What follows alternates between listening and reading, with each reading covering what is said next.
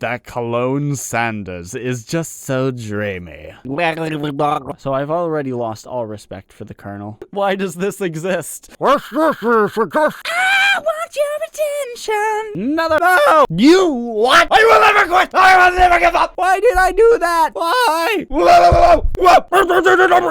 So many voices in my head. That is delicious! Go! Shoot. What just happened? There are no rules! Spatula! My voice is gone! Yeah! No! Let me just get away from me! Stay. Words, I give up on them. I can do this! Jesus, why do I keep doing that? I forgot the recipe! One step at a time, my dude! My brain is insane. What? I once was reading a book about Will Smith. Okay! This is a good time for some chicken. Happy Valentine's Day! Better late than never, I guess. Basically, I just refuse to leave this footage as wasted and unutilized because this was actually kind of fun. And like the longer I played, the more I got into it. And by the end of it, it's just ridiculous. And I don't know, I enjoyed it, so I hope you do too. Howdy! Welcome to Colonel Sanders Dating Simulator. And basically, I recorded this months ago. This was supposed to be my 69th video on the channel. This is actually my 100th video on the channel, so that's pretty cool. The first half of this game, I just like voice acted with a very generic southern voice. So my apologies there. I'm not going to re-record it. I'm just not. And then of course I didn't edit and upload it because of the compa situation, blah, blah. Basically, I'm about to try to finish this game. I want to do the second half of it. And I want to know what is his voice actually like so I can do this properly. Hello. Oh, hello. Colonel Sanders is Nope, that's not his voice. Here we go. Interview. 1979. To show Mom this loaf of bread that I'd baked. And fell back to the restaurant business. So that's where I developed my chicken recipe. Okay, close enough. I'm not doing a very accurate voice, but it's close enough. It's closer than what you're about to witness. After everything I went through, I refuse to leave this footage as unutilized. I have to finish the game. I have to upload this. Better late than never. That is my new motto for life. So here you go. Enjoy my first attempt at voice acting. Ta-da. Oh boy. Oh no. I like the art style. I will say that. The man himself. There he is. Behold. Oh boy. Hey, I'm Sir Yenthan, and welcome to the Colonial Sanders finger-licking good dating simulator. Now, one moment while I quickly make all the jokes that I'm sure everyone else has already made before is he's finger-licking good, and I hope I get to date him and get my infinite supply of free chicken. This is weird. Is it weird? I think it's weird. Boy, oh boy, I hope I get the date with him because, like, I put on a nice clean shirt. I cleaned up my facial, like, my excess beard so I could be all, like, put together and looking good for him. Although, if I were thinking ahead of time, I would have shaved it to be the exact same hairstyle, facial hairstyle as him, but I just I didn't think of that. It's too late. It's gone. Well, because you know what they say, imitation is the best form of flattery. But yeah, I figured if I'm gonna be a horror virgin, time to be a whore for Colonial Sanders, I need that chicken. Mainly because we don't have a KFC where I live. I have to drive like an hour to get to a KFC, so I haven't actually had KFC in a very long time. There we are, Sir Yenthan. And I could give him my real name, Anthony, because then this is gonna get a little too personal, and I don't want to actually fall in love with him. So I honestly have absolutely no idea what to expect. I've never played a dating simulator, but also this appears to have some sort of story in it, possibly. You sleep softly as the morning sun casts a warm glow through the window of your modest student apartment. The world is peaceful and serene. You could stay in the moment forever. Or you could wake up now. Your first day of culinary school is no time to sleep in. Oh boy. Smack that clock up and at 'em. Smack that. Throw the clock out the window and stay in bed forever. No. Discipline. Do what you want to do, not what your body wants to do. You set that alarm for region. Lying in bed, you stare at the ceiling, thinking about everything that awaits you at the prestigious University of Cooking School. Academy. I can't read today. Academy for Learning. Your mind begins to wander. Who will be there? What will you cook? Who shall you flirt with? What should you wear? Time begins to fly by, and you find your imagination getting away from you. You'll need to take this seriously! You allow yourself to daydream a little bit, thinking about the future. Well, neither of those seem to imply that I'm going to be late for class, so I think I'm going to daydream a little bit, because why not? It's here, finally! Your first day of culinary school. So many dishes to prepare, so many students to meet. Your mind is swimming with the possibilities when you realize you're running... Gosh dang it, I am late. That always happens. You grab a biscuit and burst out the door in a hurry. Delicious. Just what you needed to wake up those taste buds, to cleanse the palate, prepare for a day of wonderful new tastes. Is that something that's good for cleansing the palate? I have no idea. Sykesy, you're in a hurry. In fact, you forgot to put on any deodorant before running out the door. You're sweating buckets as you rush to arrive on time. Uh-oh. Standing in the quad, you gaze upon the magnificent University of Cooking School Academy for Learning. Here comes your lifelong best friend forever, Miriam. She's the most adorably awkward person you've ever met, and you absolutely love her for it. Good morning. Wrong voice. Good morning, Sir Anthony. Are you excited? No, I can't do female voices. We already determined this during the Pokemon Red series. So, okay. I guess I'll just do my regular voice for that. Good morning, Sir Anthony. Are you ready for the first day of the rest of our lives? Actually, wait, no. I have to do my voice for me. Oh, no. I guess I'll give her... Oh, no. Let's get some shoes. Actually, because I sure am excited, a little nervous. Okay, a lot of nervous. Nope, that's terrible. Nope, I'm using my voice for her. What the? It's just that this morning I made breakfast for myself, but when I ate it, I couldn't taste any love in the food. What if I'm no good? What if I fail? Classic Miriam. Raised by her master chef parents, she's always held herself to a very high standard, as I do with my content, clearly, hitting myself with my own pop filters. Don't worry, it's soft, squishy fabric. It doesn't hurt. Ever since we were little babies playing together and you rescued me from that quicksand box, it's been... Hold up. You put quicksand in a sandbox? It's been clear to me that you're the most loving, caring person I know. You're going to do great. Wipe those tears from your eyes. Oh, knock it off. You'll be fine. But with University of Cooking School... Okay. This name is too long. I'm just going to shortcut it to university because that's okay. But with university, the famous 3-day only Wait, what? 3-day semesters. There's no way. There's just no way you're going to learn everything you need to know about cooking in 3 days. Maybe 3 months if it's like very, very basic cooking skills. Clearly, this is just designed to get students to fall in love with the teacher. I'm afraid of being left behind and never catching up. I mean, if it's 3 days and you fail, just take it again. You're only out 3 days and probably $20 billion. A sweet girl, Miriam, has always had a flair for the dramatic. This summer, she got so nervous about her first kiss that she chipped a tooth practicing on a mannequin. What did you bite it? Should you prep talk her or change the subject to give her some relief? No, I'm gonna give you a little pep talk. You got this. Come on, you'll be great. Remember last month when we saw that fortune teller and had our tarot cards read? Oh boy. The lady with the mask who gave me nightmares? I've been trying to forget. I know she looked spooky, but she was so sweet, and she told you were destined for great things. Yeah, as if that's any place to go for life advice. Remember that card with the fancy looking tower and that, yeah, the tower card. And the other card featuring the handsome fellow in the red suit. Okay, I know I don't remember what the card that card is. I've been waiting for so long to meet a handsome young fellow I could call my own. And I'm sure you will soon. In no time we'll be graduating and you'll be delighting the world with your heartfelt cooking in no time at all. That was the worst pep talk I've ever heard. Tarot cards?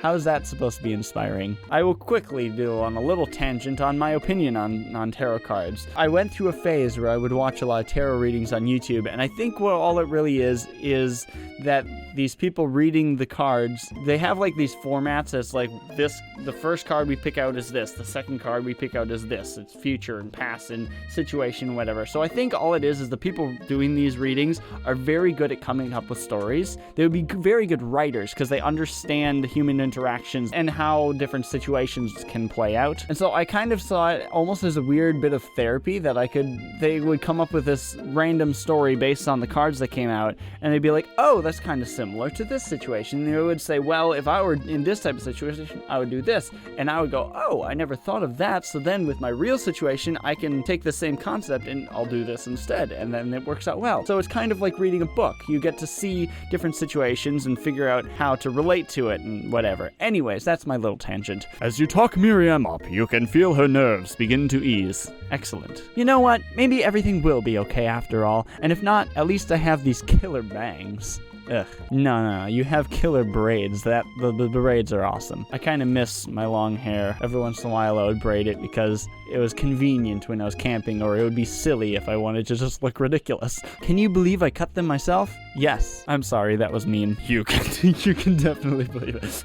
You can definitely believe it. I cannot believe it. Before you can get another word out, you're rudely interrupted when someone smacks your books. My coffee. No, I swear, I need a different table specifically to put my coffee on, so I will stop spilling it. It's okay, it only spilled on my pants and there was very little left, so I'm just gonna put my empty cup on the floor, and we'll get back to the game. You're rudely interrupted when someone smacks your books and custom engraved measuring spoons out of your hands and onto the ground. Hey, why do you only have one vampire tooth and not two? It's actually your arch rival. She's totally evil. Oh wait, wrong voice. It's actually your arch rival. It's actually, she's totally evil. But you can't help but be filled with jealousy. She can get anything she wants, and she knows it. So I'm starting to get a suspicion that I'm playing a female character, because all the other characters are female, and I'm supposed to be falling in love with Colonel Sanders. Oh no, what have I gotten myself into here? Why am I playing this? But it's free, so I have no regrets. Hello, Ashley. Okay, how am I actually gonna pronounce this? Ash? Is that just a weird way of spelling Ashley? I like your what are they called? Those not yoga pants, because they stop right there, so that they're like tights? No, not tights. What are those things called? Pantyhose? There's gotta be a nicer word for it, but I think that's...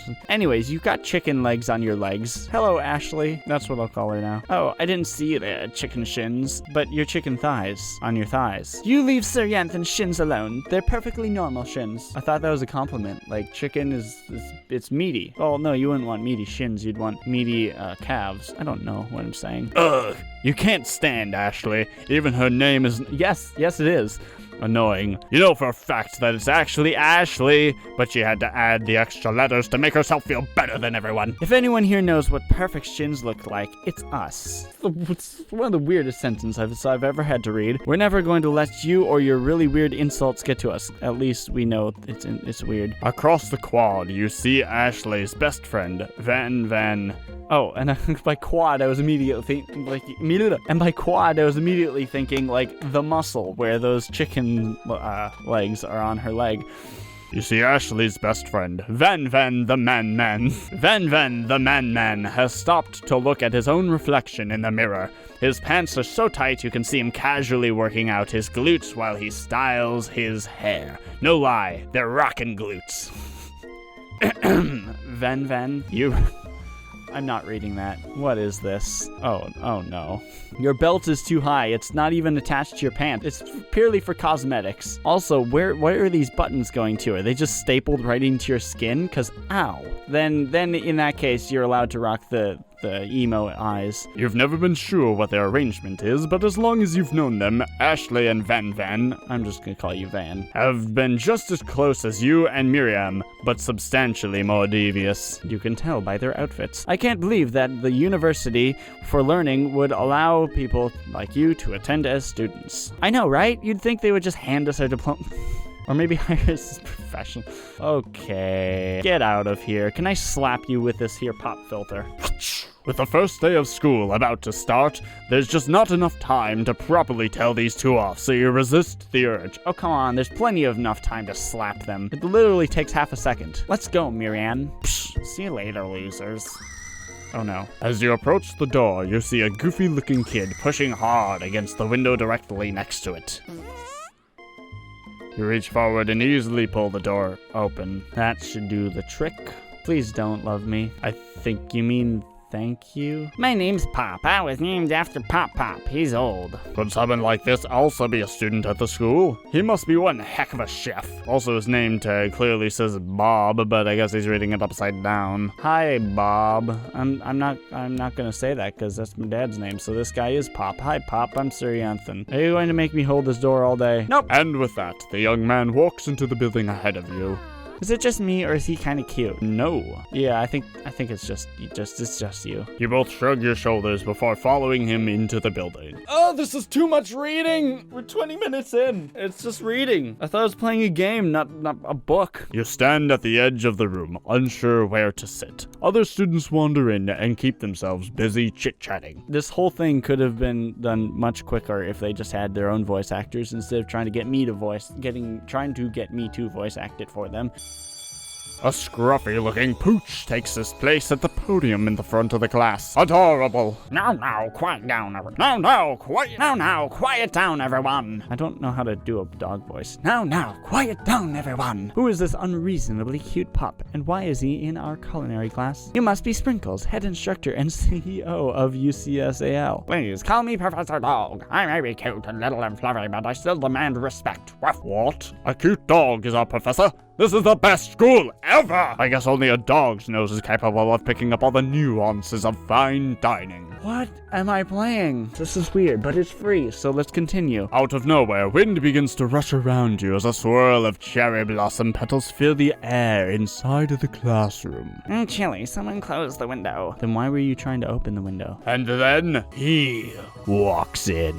You're immediately swept up in the aura of the new student and his remarkable goatee. Who knew anyone could be so handsome? Time stands still. Okay, I thought he was going to be the teacher. This is making a little bit more sense. It's him. If it isn't my favorite student, Harland. Harland? Colonial Sanders interrupts Sprinkles. Sorry, Professor Dog, before he can finish his sentence. Please call me Colonial. I thought he was the colonel. What's the difference? I have to Google this. I cannot carry on without knowing the difference. Colonel. An army officer of high rank, in particular the Army, Air Force, Marine Corps, above a lieutenant and below a brigadier general. Then what's a colonel then? Because I thought he was Colonel Sanders, not Bernie Sanders. Oh, okay, that's how it's spelt, but it is pronounced colonel. Okay, that's really weird. Why is that colonel? Okay, the more you know. Please call me Colonel. Colonel Sanders, not Bernie. A rushed murmur rolls through the classroom as Colonel. That's gonna be very difficult for me to pronounce that correctly now. As Colonel Sanders walks down the aisle of desks, suddenly the room is sweltering. Sweat begins to bead across your brow. You feel like everyone is looking at you, and you're not entirely wrong. And this over here must be Sweaty Sweatsalot. I need a voice for him. Maybe you should open back up before. No, not Southern. Maybe we should open that window back up before faucet pits melts and before Okay, I'm giving him my voice. No, I can do this. I can make a voice for him. Maybe we should open that window back up before faucet. Maybe we should open that window back up before faucet pits melts into a puddle and evaporates entirely. Hold on just a second. Nobody talks to my friend like that. You two both know my name, and we're in the same kindergarten class. And what is with all your really weird insults? Well, they've made it to the big leagues. They're in university, so I think they're cool. And they want to try to make themselves look superior to me so that other people will like them. Besides, when Sir Yanthan sweats, it's not gross, it's beautiful. Look at that shimmer. No, what that? You turn to find Colonel Sanders standing right in front of you. Colonel Sanders, the beautiful angel that he is, stands before you, smiling gently, his hand outstretched, caressing your cheeks. Boy howdy, this classroom gets hotter than a Kentucky fryer. Is that really the voice I'm gonna give him? Sure. Please use my handkerchief. Handkerchief. Please use my handkerchief. Nope, I can't do it right. FYI, this game is also voice acting simulator. You freeze up. Colonel Sanders is talking to you. Wait. Colonel Sanders is talking to you about how sweaty you look? You're completely mortified. This can't be your first interaction. What if he never forgets this moment? How will you respond? Yeah, let's play it off. Take the handkerchief. It would be weird if I rejected it and just sat there covered in sweat for the rest of the class. You stretch out your hand, and Colonel Sanders places a fine silk handkerchief in it. It's so beautiful you hesitate to press it to your face, but when you do, the feeling is transcendent. It has his natural scent on it, the smells of the most delicious chicken you've ever smelled. Professor Dog steps in to settle the class down and sets some ground rules. Welcome to the University of Cooking School, Academy for Learning, the greatest culinary academy in the world. I'm trying to do like a barking voice. It's turning into epic rap battles of history voice. Oh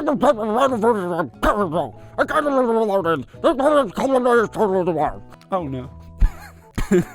The birthplace of culinary legends past, present, and future. Many challenges await you. There will be tears. There will be blood. There might even be really affordable penny food. And when all is said and done, there will be a battle. You lift your sparks and complete in the brilliant cooking arena. Just then, another student enters the classroom and interrupts the professor's rousing speech. I also keep going like sort of English or European in with my announcer voice, and I'm trying not to. I don't know why. I keep doing bleh. Hi guys, sorry I'm late. I hope everyone had a good summer. I really miss... Quiet!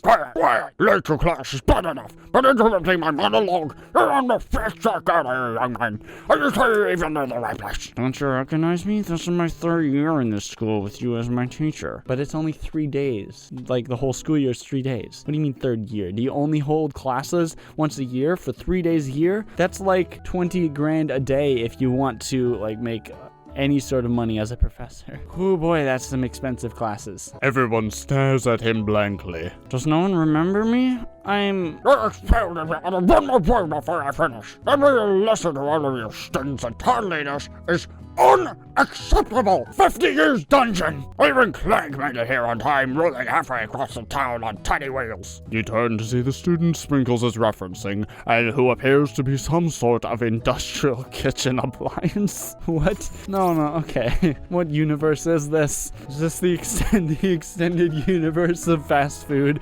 Are we gonna get Wendy's in here? Is she gonna be a character? I really hope so. The class bursts into laughter. Oh, Clegg, you rascal. This is getting to be so many voices to remember. Sprinkles walks in the classroom and everyone stands in silent obedience. When he gets to you, he lifts his nose in the air and takes a deep sniff.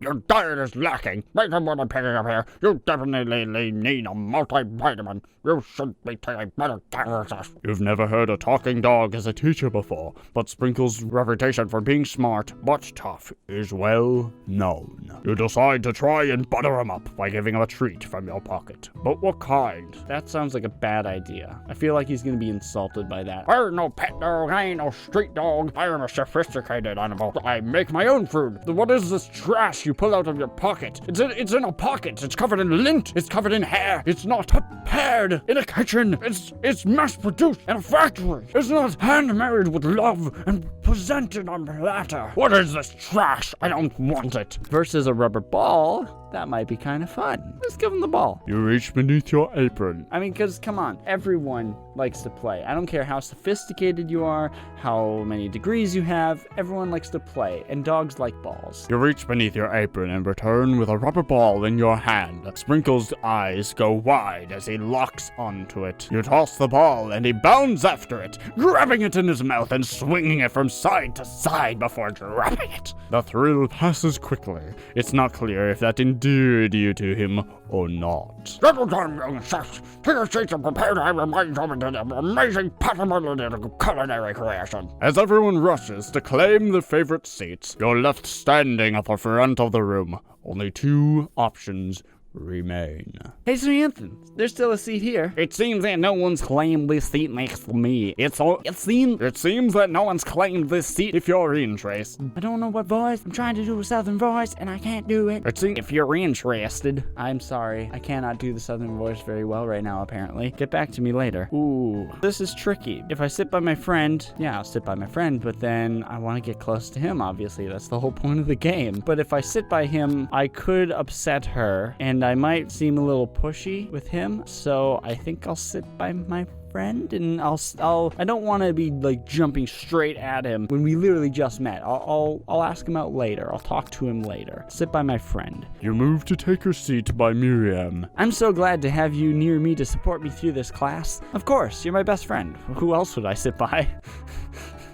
Colonel Sanders? He's such a magnetic personality. And there's a seat open right next to him. If you had sat there, you might have gotten to know him a little bit better. Then why didn't you sit there? I'd never sacrifice our friendship. Besides, I'm sure I'll get a chance to talk to him later in the semester. I've got 3 whole days. It's like a lifetime. It'll go by quick. So you say, but now that Miriam mentions it, that Cologne Sanders is just so dreamy. As soon as you've settled into your seat, the professor makes an announcement. Think fast. It's time for a pop quiz. A pop filter? Yay, a quiz about me. This is incredibly important. It's a presidential quiz. Will tell me if you're ready for life at culinary school. Evening to sharpen your focus sharper. Here comes question 1. If a train A is traveling to point B, and train B is traveling to point A, how important is it to wash your hands before cooking? Okay, this is like those new math questions. If you have 47 water bottles and 2 kicks and 1 bottle of Sweet Baby Ray's sauce and 2 Yoplait yogurt, and you put them all on your phone, will they balance? And when they fall, how many mugs will you have for your friend's movie? And when you take those mugs and you throw them at the wall, will they turn into some Nintendo Switch games, or will they become a spoon in a dirty bowl? And last but not least, how many roofs does it take to clean off the kitchen floor? Welcome to New Math. So obviously, the second half is the question. The first half is just complete nonsense to distract me and try to confuse me. Basically, it's extremely important to wash your hands. Have you washed your hands today? Have you eaten with your hands today? If your answers to those questions were no and yes in that order, then I hope you get sick and die, and that way you will be weeded out, and only the people smart enough to wash their hands before eating will be left on this earth. Natural selection at its finest. Survival of the smartest. Too far? Too far? Nah. That's right. First it's a tree, and second it's 2 better. That's right. What is the most efficient eating utensil ever created? I'm gonna say a spork just because they mentioned it earlier. I'm starting to think that KFC is a thing for sporks. That's right. What food is best for a broken heart? Ooh, okay. All I saw was camel meat in the middle there, but I want to come up with my own answer. The best food for a broken heart. I'm probably gonna have to just say Thanksgiving dinner and the pumpkin pie at the end, and maybe some hot chocolate, some cookie dough ice cream, or cookies and cream ice cream, or both of them, one in each bowl, back and forth while watching the Harry Potter marathon. Anything, as long as it is prepared with love and not too much salt. Camel meat, a pancake that looks like a silly face. Ooh, that's a difficult one. The top one is good, but I like this one too. And then camel meat I've never had. I like pancakes. Pancakes are good. Wrong. Oh, it was the top one, wasn't it? Our Sprinkle's a good boy. Well, duh. He's the best boy. Will you be my best boy in my wedding if I ever get married? I don't know if I ever will. If I do, it'll be a very long time before that ever happens. That's right. Your total score is 4 out of 5. Wait, is that game over? Do I flunk school right now? Only one wrong. Not too shabby. You might do just all right, kid. All right, I'll take it. You look up to see that Colonel Sanders has been watching you tally your score. He nods with approval. May I have your attention, students? I have an important announcement to make. Time for lunch! Which means it's time for the next class, really. Because we have to make our own lunch, right? The Stewart Cafeteria. Established 2015, but this game just came out last month. This is 2019. Were they making this game for 4 years? Wow. The cafeteria is as nice as any restaurant you've ever eaten at. It makes sense that a school dedicated to cooking would also be serious about eating. A delicious fragrance wafts through the room and tickles the end of your nose. Your mouth waters.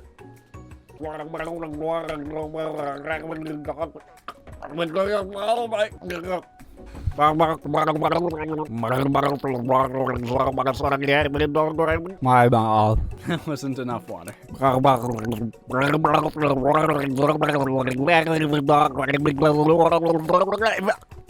My mouth is watering so much I can't even talk right because of all the saliva. Except it's not actually, it's just from my pink water bottle. But hey, it was free, so why not? Do you smell that? That must be our lunch. It smells crazy good. Everyone, can I have your attention? Is it about lunch? No, I just wanted to apologize for my tardiness. You see, Howdy, folks. I'd like to make an announcement. I don't care about your excuses, Mr. Student. You're so pathetic that you don't even have a name. You're just a student. It's about lunch. Everyone cheers. But Shh! Lunch! She said shh, I tell you. In honor of the new semester, I've prepared something special to share with everyone for lunch. That must be the smell I smelled. Indeed, that smell. You hold your breath, waiting to see what food this mysterious student has created. You've heard that he's very talented, but were the rumors true? Is this? Colonel Sanders lifts a large bucket above his head. Its contents glimmer in the light. Piled high are huge pieces of chicken,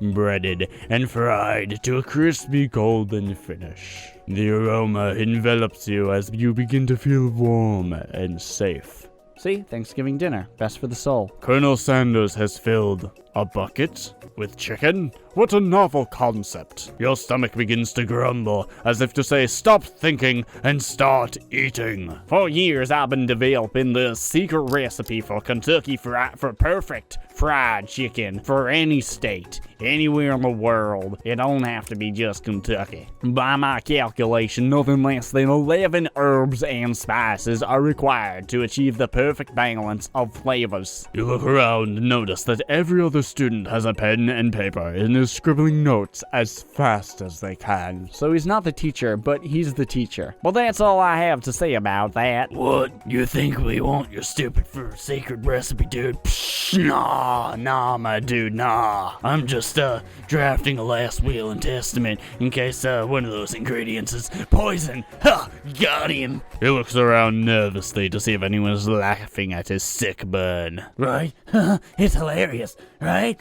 Right? What? You wait to see what zinger Ashley has prepared to follow up, but she suddenly takes a different approach. Yeah, and I was just like writing my diary. Dear diary, today I smelled something beautiful. I knew at that moment that only the hands of a true mental gen could fry chicken so tender. You see her body language change from bitter and evil to sweet and innocent as she slides closer to Colonel Sanders. She realizes that he is destined for greatness and fame with his cooking skills like this. She wants him all to herself. Oh, please. Well, Van the man, if you don't want any, I'll take his. Whoa, hold on. I guess I'll try it. He takes one bite and his eyes grow wide. He starts contorting his face as he tries to hold in his pure exhilaration and act unimpressed. Easy now, there's enough for everyone, please, my fellow classmates. Dig in. Wait. Easy now for everyone.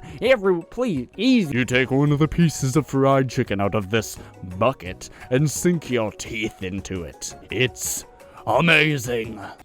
Oh boy, is this some sort of like transcendent stuff? What are those secret ingredients? What is he doing to me? Tasting Colonel Sanders' food transports you to another dimension. Was that, did you put a little the wrong stuff in there? Something you were saving for yourself for later? Because I feel like this is probably very illegal for you to be mass distributing something like that without our consent or warning us of what we're about to experience. Alone with your taste buds, gripping a drumstick in your hand, you float weightlessly. Focus your mind and meditate on this moment. Try and identify every flavor. Savor the moment and everything that it tells you about Colonel Sanders' culinary heart. Swim toward the light. There's still time to try to woo him later. So rather than going straight for the heart, I'm going to first get to know his mind and find the path to his heart. You let the food rest in your mouth and focus on it, scrutinizing every flavor. Salt? Maybe. Pepper? Too obvious. Oregano? Basil? But there's something else. Something dark, something spicy. You dig deeper, deeper, deeper. You dig deeper, deeper, deeper. Yes, even deeper still, until you find it. Could it be?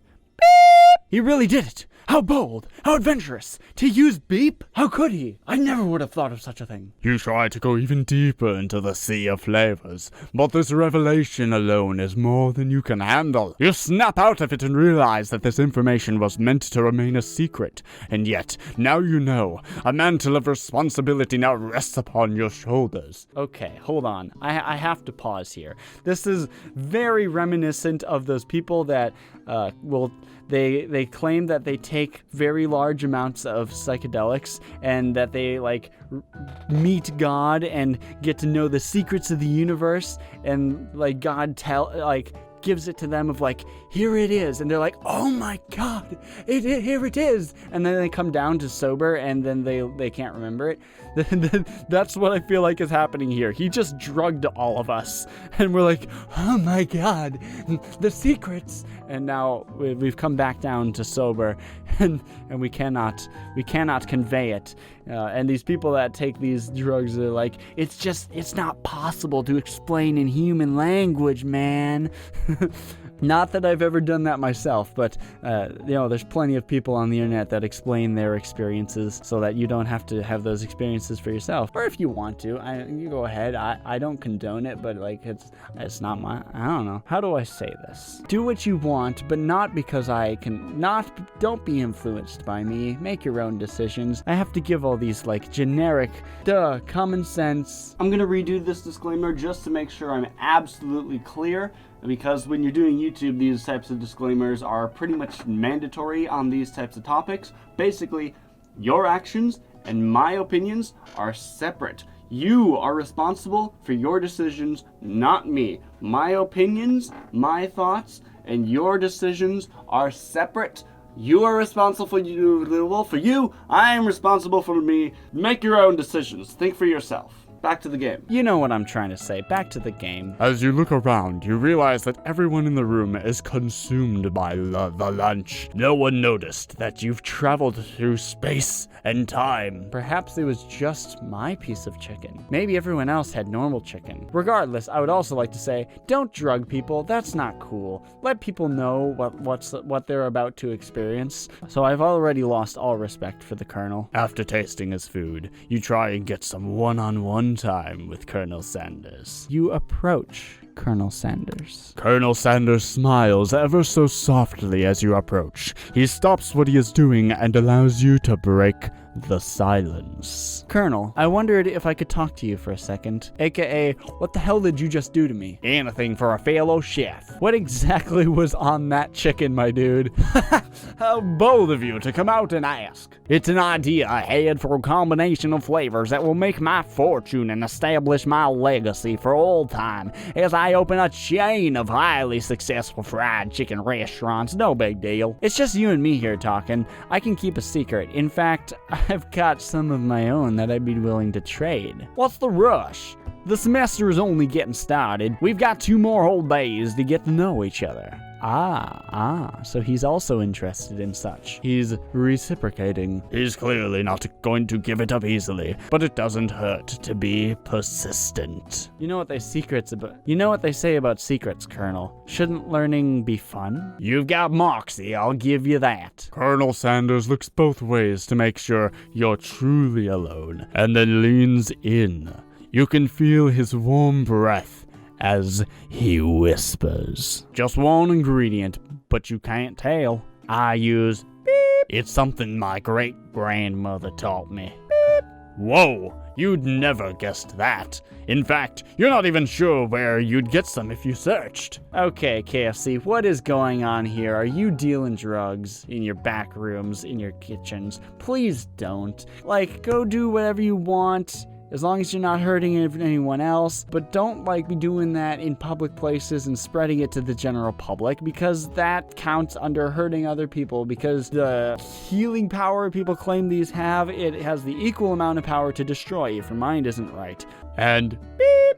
Definitely isn't the flavor you tasted before, so now you're 2 ingredients closer to knowing the full recipe, but you don't tell Colonel Sanders that. While you're wrapped up in that huge revelation, you notice that Colonel Sanders has disappeared. While everyone else is still in the cafeteria, you decide to look for him. You find Colonel Sanders outside, standing in the quad. Oh, it's you again. Howdy. Sometimes I like to sit outside and look at the school buildings. I think about how my story will continue on after I've graduated. It sounds like you have big plans. I dare say the biggest. I will leave my mark on this world, you can bet on that. Alone together for the first time, you figure now is the perfect time to show your personality to him. Neg him to show your own strength. Neg?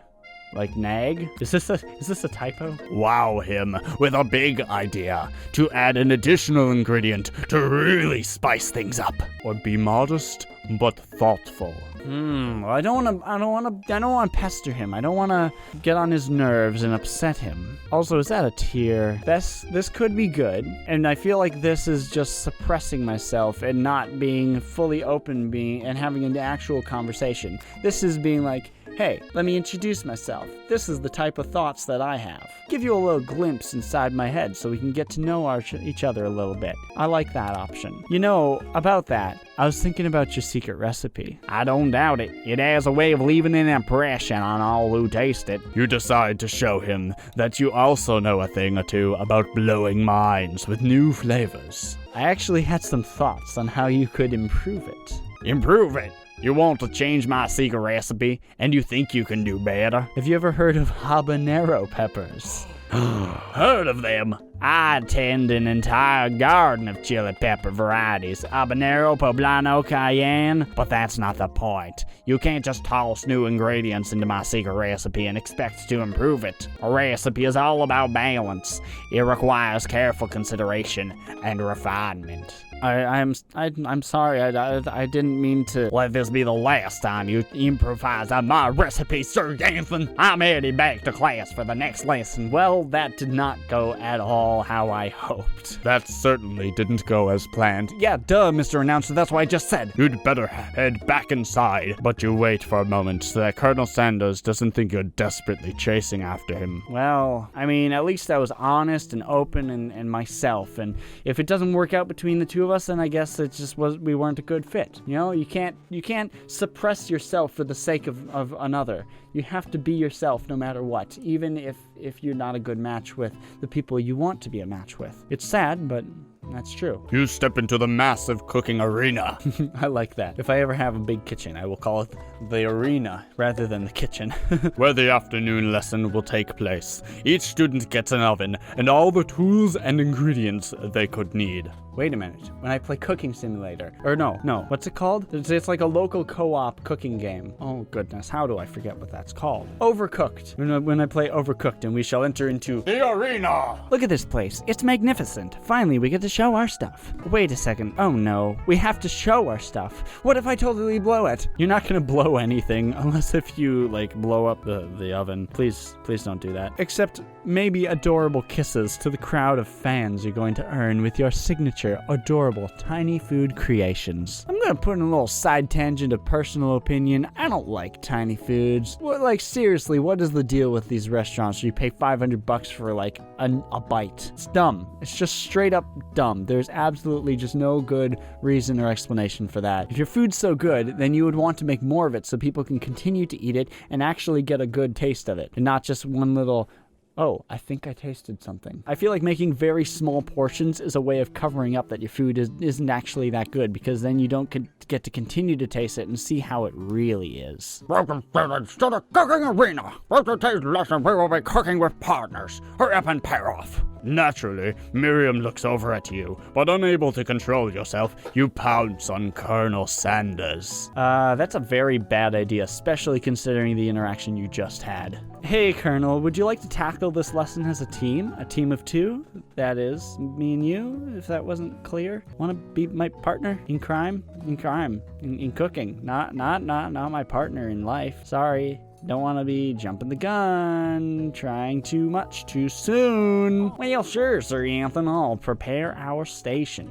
All right. Perhaps he's interested in my, gusto, my zealousness, my persistence. Maybe he thinks he can teach me. Maybe he wasn't actually that upset. He's just very defensive about his recipe. He spent a long time working on his recipe. Without you as a partner, Miriam is left standing all alone. 2 different students quickly take notice. Hello, new partner. Me. Oh my, 2 potential partners. I'm so sorry, Mental Gen.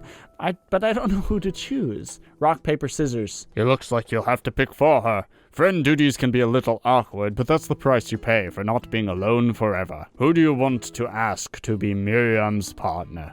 Yeah, definitely. Well, see, I was gonna say Clank, because he seems better than Pop, but also he hasn't really said anything. It hasn't really said anything. I don't know if this thing is just broken or if it knows anything at all about cooking. Sure, let's go with Clank. I also just realized, am I gonna force myself to play this again to try other options? Because I have absolutely no idea if this is a game with multiple endings or if it's like fake options where it doesn't matter what I choose, eventually the chat just loops back to the same point and just continues the same story. Probably. Well, no, because if it's a dating simulator, then there's got to be like an ending where I get him and I get to date him, and an ending where I screw up and he rejects me, right? But this entire game is essentially an advertisement for KFC, because it was made by KFC themselves. This isn't a fan game. This was actually made by KFC, or like commissioned by KFC for some other game company to make it for them. So perhaps then the only ending is where you fall in love with them, because the whole point of this is to get you to like KFC.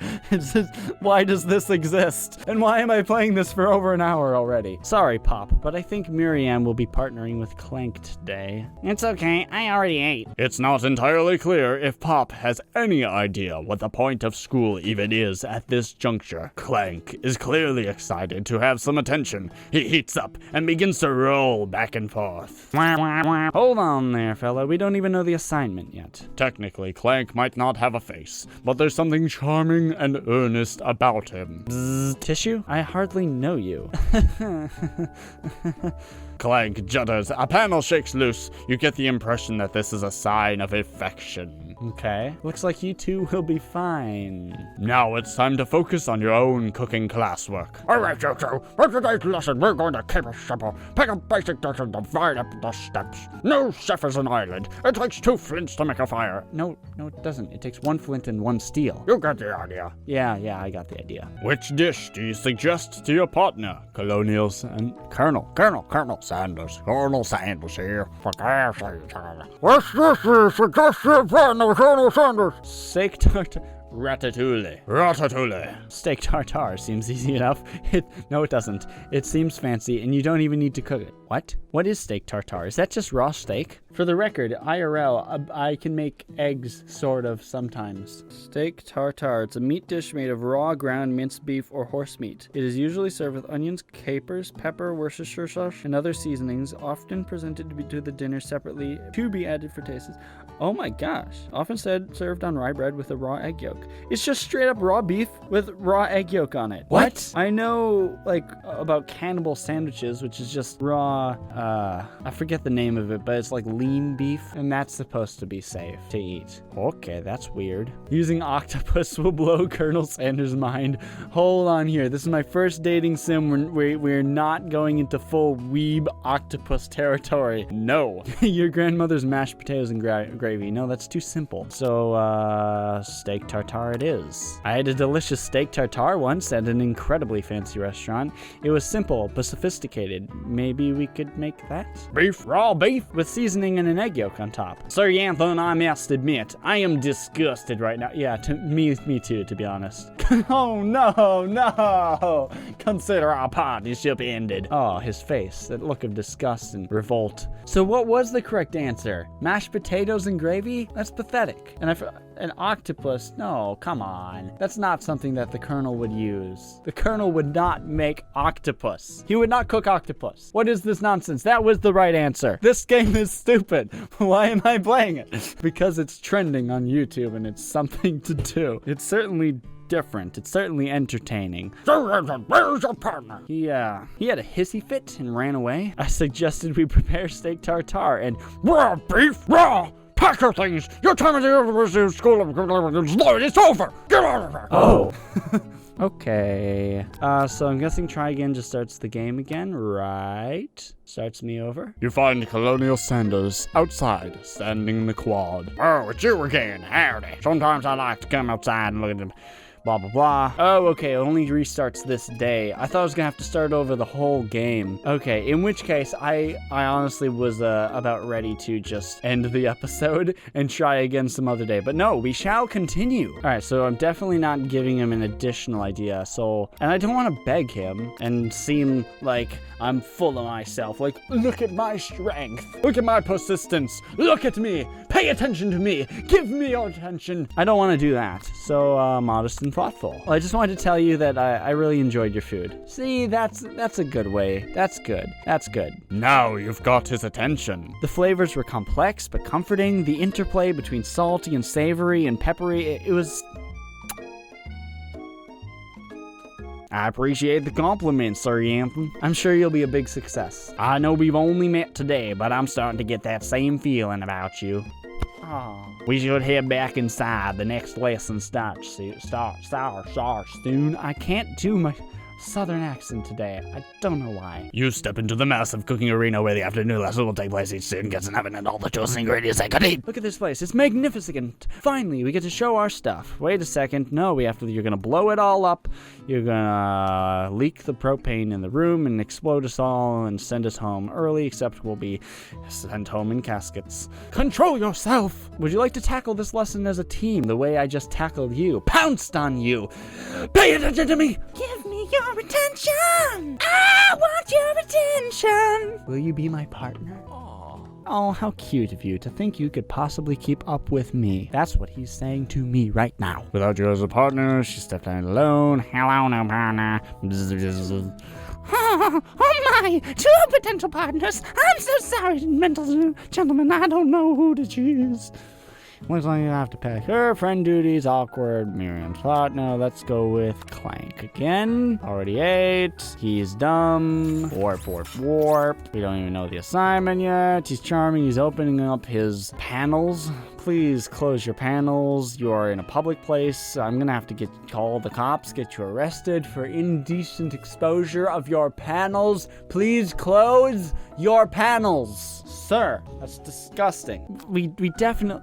Okay, wait a minute. So since we definitely can't do this, actually I just thought of mashed potatoes and gravy. Yeah, it's simple, but duh, that's what KFC does. Besides their chicken, they do mashed potatoes and gravy and biscuits and stuff. Duh, why didn't I think of that before? I was overthinking things. I was trying too hard. That's the thing with relationships. At least in my experience, when they don't go well, it's because we try too hard. It's because we're trying to impress the person, making a steak tartare when you just need to be your genuine self. Because I love Thanksgiving dinners, and so that's what we shall make. I've always been something of a down-home chef. I was thinking, you just gotta be yourself. Relax. If it works out between you two, great. If not, oh well. I've always been something of a down-home chef. I was thinking we could make something warm, inviting, comforting. Like Markiplier's bathtub of hot chocolate. That's warm, sort of comforting. I don't know if it's inviting, necessarily. Maybe mashed potatoes and gravy? I couldn't imagine one without the other. Just like me and you.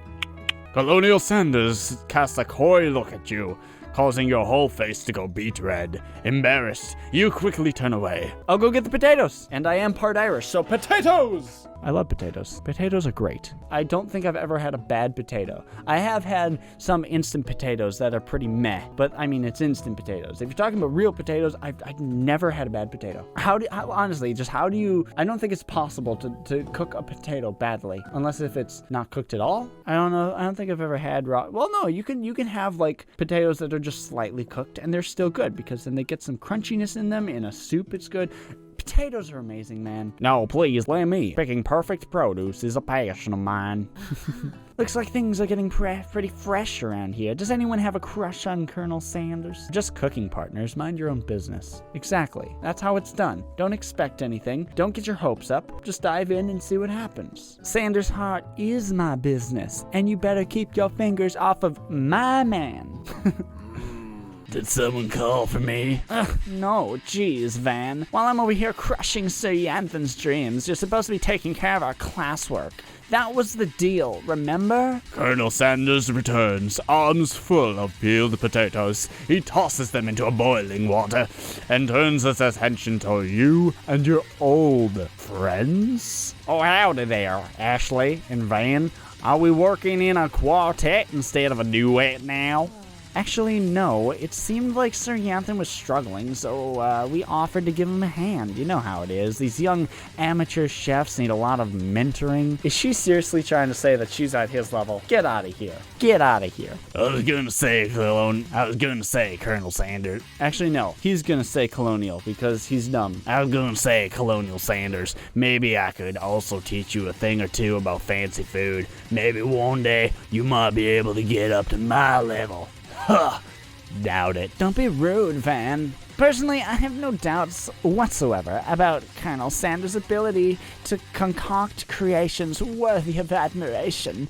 After all, your fried chicken was quite spectacular. The fried chicken was real, and it was spectacular. But Colonel, if you ask me, I might make a better partner for you than this thing that has positioned itself at your station. Don't you feel deep down that we cast complementary shadows? We fit together like a thigh and a drumstick. It just makes sense. Isn't that kind of the same thing? Like a drumstick is a chicken thigh? Nothing about this makes any sense, but one thing is clear. She's coming for Colonel. If you don't watch out, Ashley is going at you hard. You need to ask for some backup here before things get ugly. Turn to Colonel Sanders, hunk of hunks, in your time of need. Or turn to Miriam, your forever bestie, who always has your back. Think it's time to bring in the big guns. The good old reliable Miriam. You turn to Miriam, and as soon as you find her, she senses it and looks back. This girl's friend-in-need radar is a second to none. She immediately comes running over. Somebody threatening my friend. I will destroy them. I actually think that Ashley and Van were just leaving. Leaving you in the dust, vis-a-vis my skills as a chef, perhaps, but stepping away from this competition? You are sorely mistaken. Miriam, you're a loyal friend, but Sir Yanthan is my partner for today's activity. You look for Sprinkles in hopes that he might step in, but he is nowhere to be found. Darn those cute corgis and their short, sturdy stature. You look down at your station and realize that, in the tension of the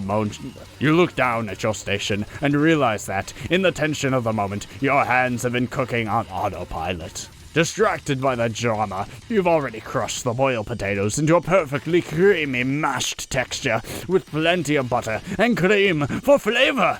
It's as if your natural passion guided you through the steps, and you know so well while your attention...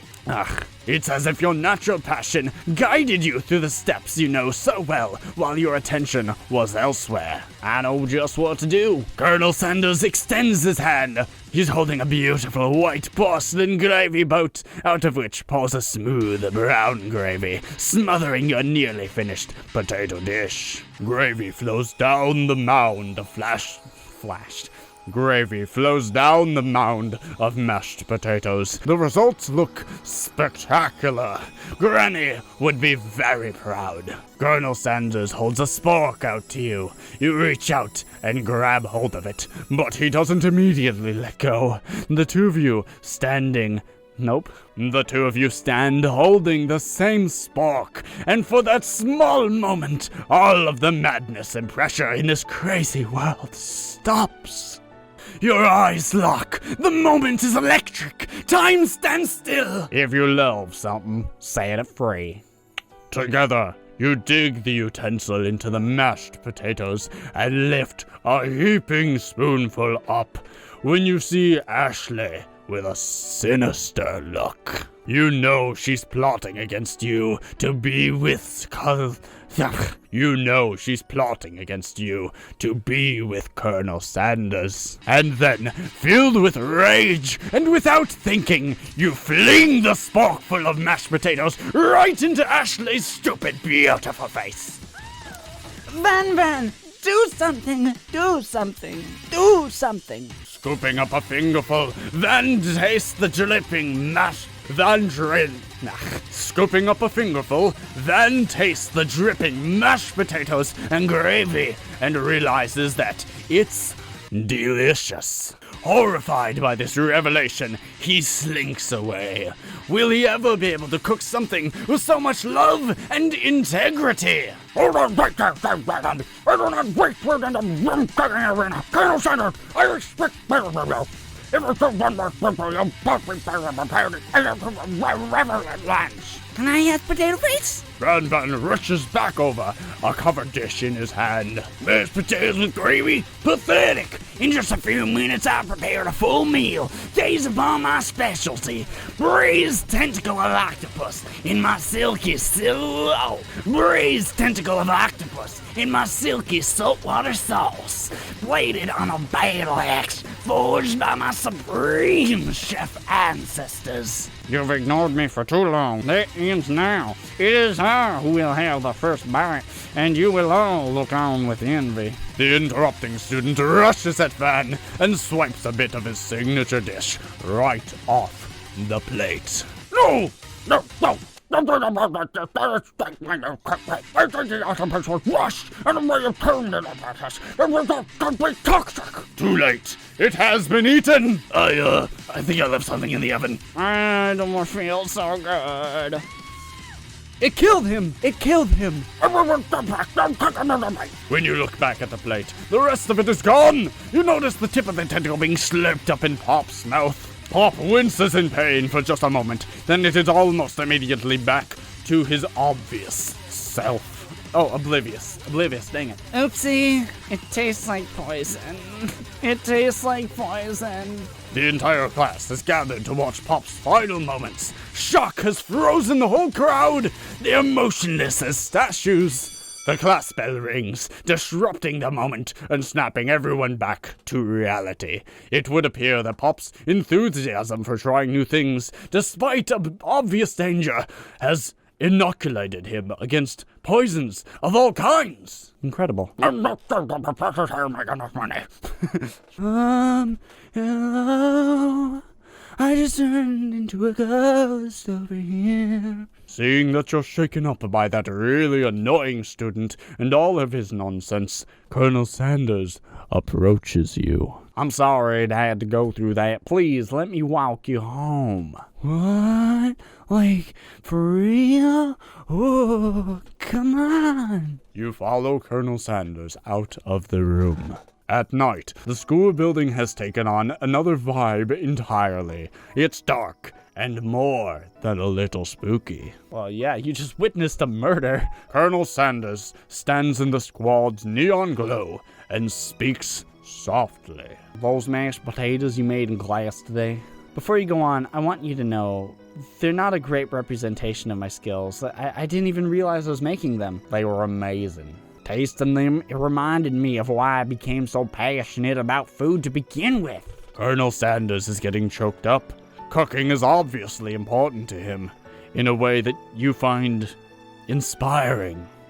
Now might be the perfect time to tell him you're developing feelings for him.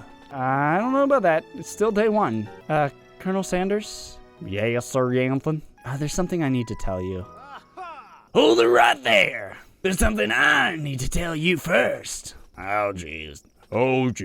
You see, when I was just a boy, I had a dream that one day I would be the greatest chef in the world has ever seen. And every day since, I've been working toward that dream, day and night, never stopping, never resting. Also, lifting a lot of weights, like so many weights, man.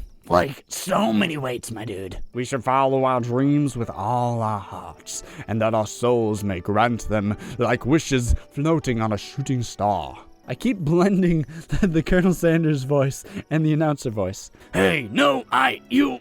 Shut up! I'm the one here to say inspirational stuff and be the star of the story. Are we forgetting that your cooking literally killed the guy? You can't prove that.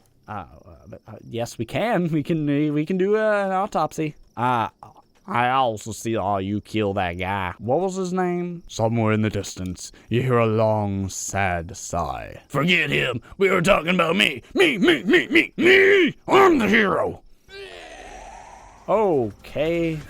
I'm the Spork Monster. The Spork Monster is here to fight a hero. Oh boy. What even is that? Is it literally just like, this is why you don't use single-use plastics. They need to start making metal sporks, because this is what happens when you toss your sporks in with the garbage. It just kind of combines and becomes this horrible thing that comes after us all. I think I left the fridge door open. I think I left the fridge door open. Later, nerds. How dare you threaten me just as I was letting down my guard and connecting with another chef on an emotional level. Be afraid. Be very afraid of me, because I'm a monster. See? Yep, I see that. Is he rhyming on purpose, or is that just a coincidence? But before you can discuss syntax any further, it's a turn-based fight sequence. Oh no. What will you do?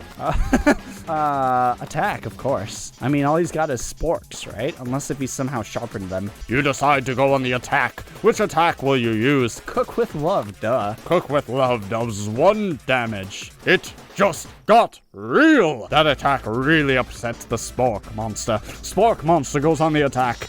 It spits hot gravy at you. You take 1 damage. Let's keep attacking. I mean, we're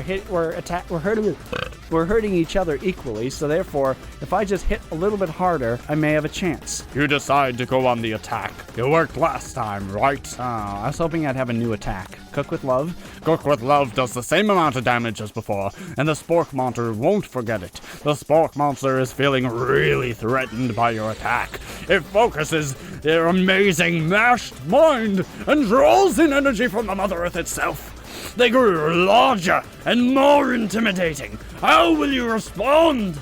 Definitely defend. You decide to defend. Which defense will you use? Trepidation. Over the course of the years, I have heard this word many times, and I always Google it, and then I forget what it means. So, back to Google it is. A feeling of fear or agitation about something that may happen. AKA, I can't defend myself. I'm just gonna stand there and be scared. Pathetic. You hold your head in between your hands and mutter, "This is not happening! This is not happening!" Spork Monster is no quitter. Buffed up and ready to rumble, they go on the attack once again.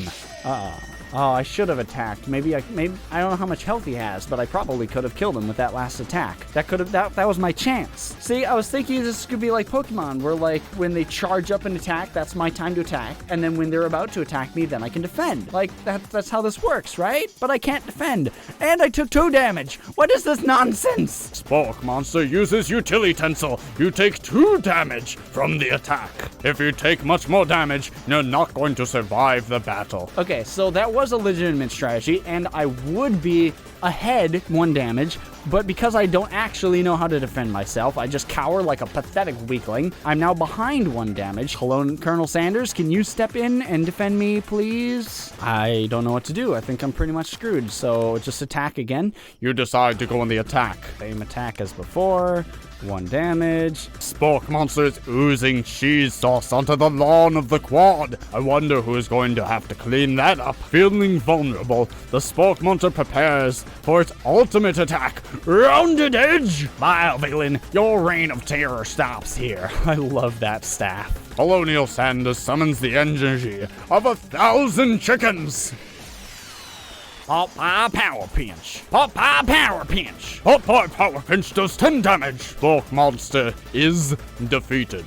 You saved me. An injured Spork monster spews steam into the night. Forget mercy. Finish him!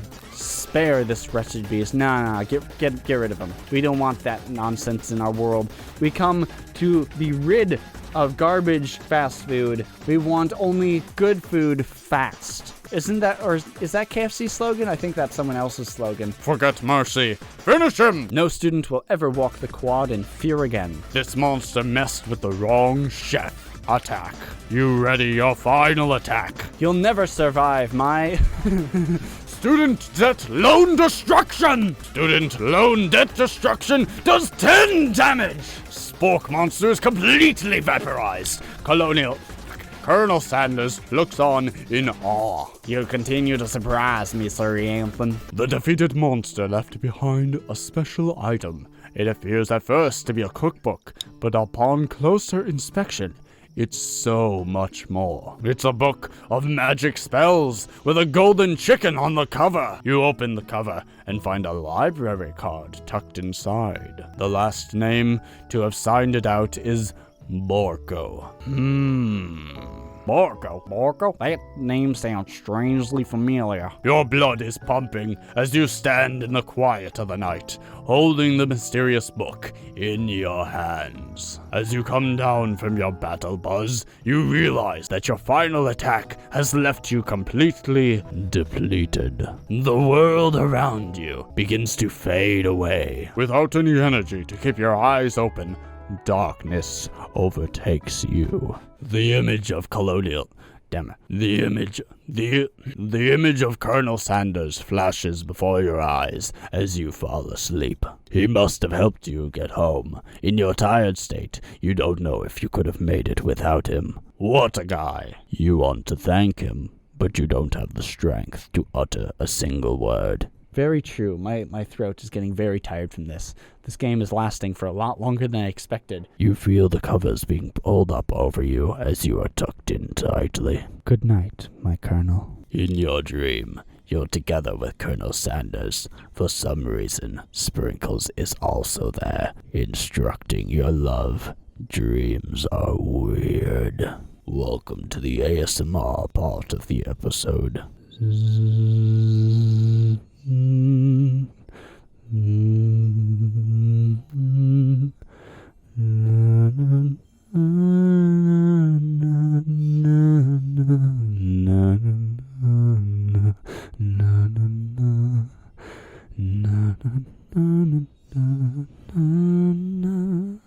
You awake on day 2 and attempt to process the wild visions you had. Were they memories or premonitions? You lie in bed and stare at the ceiling, thinking about the secret you discovered while tasting Colonel Sanders' cooking yesterday. You can't believe that he really used blank. And then there was the secret ingredient that Colonel Sanders went ahead and told you outright. Not much of a secret. It's probably just because he already trusts you too much? Sure, that makes sense. We'll go with that. You meet up with your bestie in front of the school. Before you can tell her about the encounter with the Spork monster, she launches into a story of her own. Okay, I know this might sound a little strange, but I think I might be, I think I might like Clank. Like him? Like? That's a lot of likes. I know it sounds like it's moving too fast, but there's something about him. I like him. Like him. We got to talking after class, and he's actually a totally sweet guy. Not only that, but he's really smart. He told me all kinds of stories about Colonel Sanders. Did you know that Colonel Sanders was the most popular kid in his high school? Well, duh. Although, if you look at the actual story of the real guy, I think he was very different. I don't remember for sure. I'm gonna stop talking because I don't know what I'm talking about. No, but that does make complete sense. Yeah, but he was so popular that he was voted prom king at a school he didn't even go to. And he was also the convertible... And was also the convertible that he himself... What? He was also the convertible that he rode himself in at the... He was the convertible that he rode into the front. What? The sentence makes no sense. He was voted the prom king at a school he didn't even go to, and was also the convertible that he himself rode in at the front of the homecoming parade. He was the convertible? What? Or was the convertible also voted prom king? That makes a little more sense perhaps. Still doesn't, but I'm thinking maybe something got lost in the pressure cooker language translation there.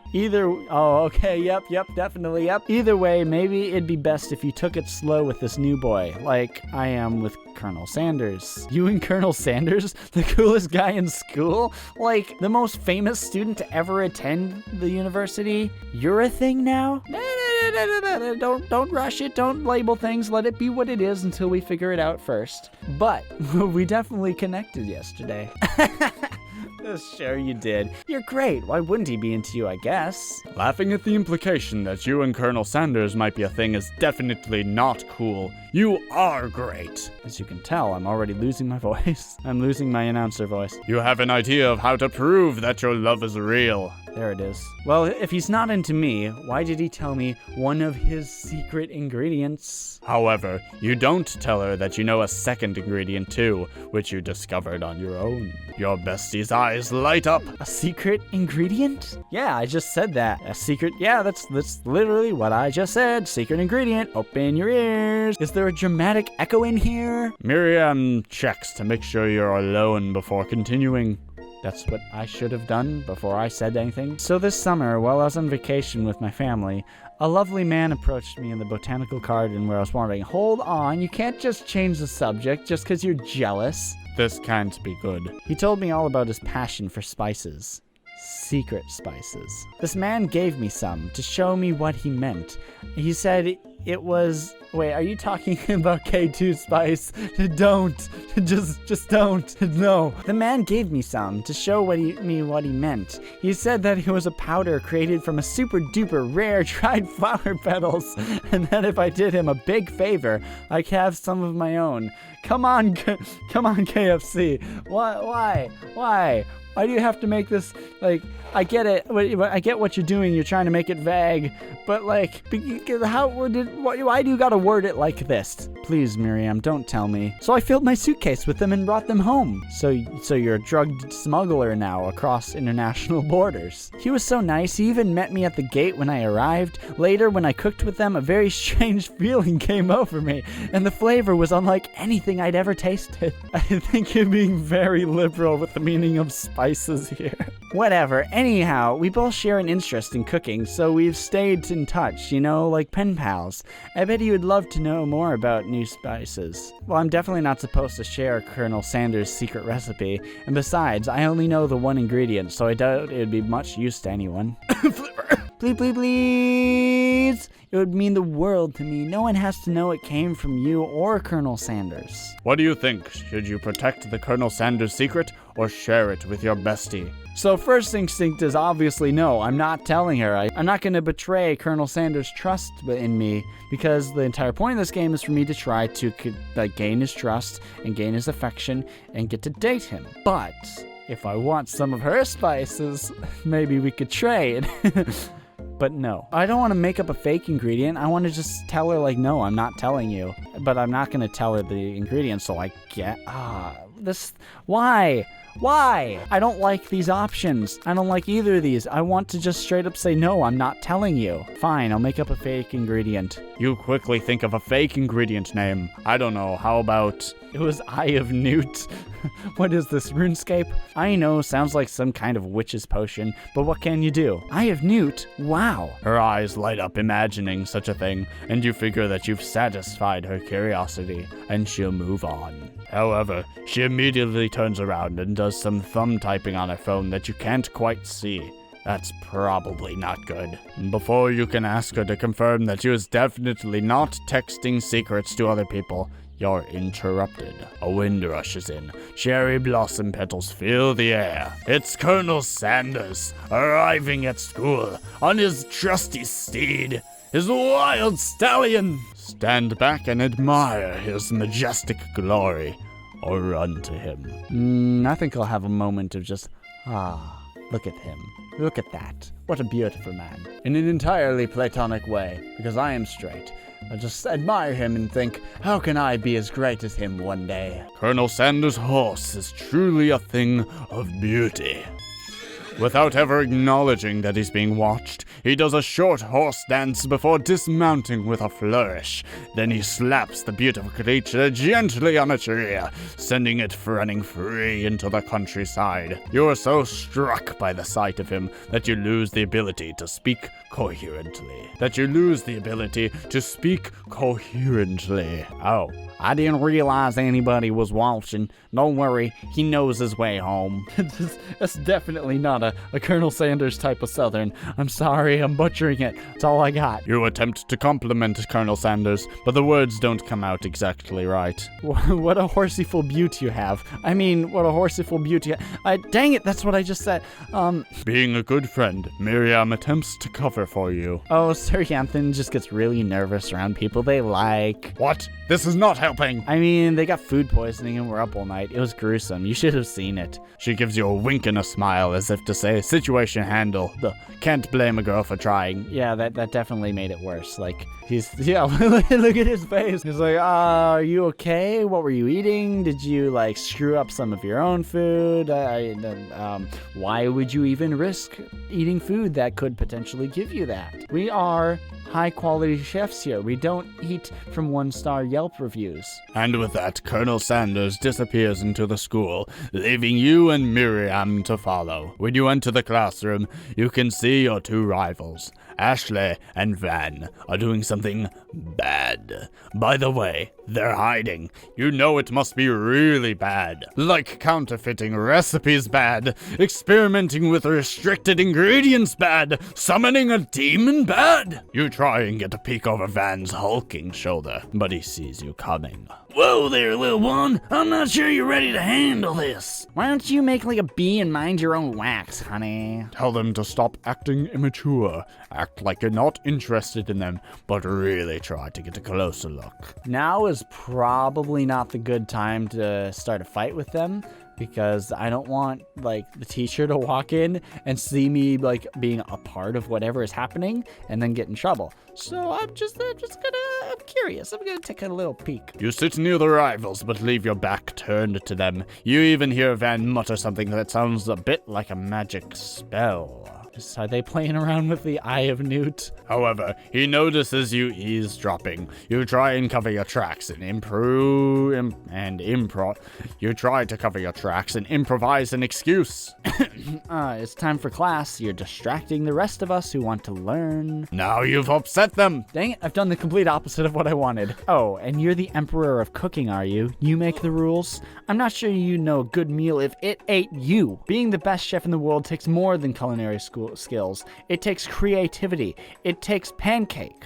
What? That's clearly not a word that I know. Welcome back to vocabulary lessons with Sir Yanthan. Panache. Panache. Flamboyant confidence of style or manner. No, cooking good food doesn't take panache. You're allowed to have panache if you have the skills to cook good food. They've got it all backwards. And it doesn't hurt to use a little evil. Yes, it does. You finally get a look at what it was that they were hiding, and you instantly recognize it.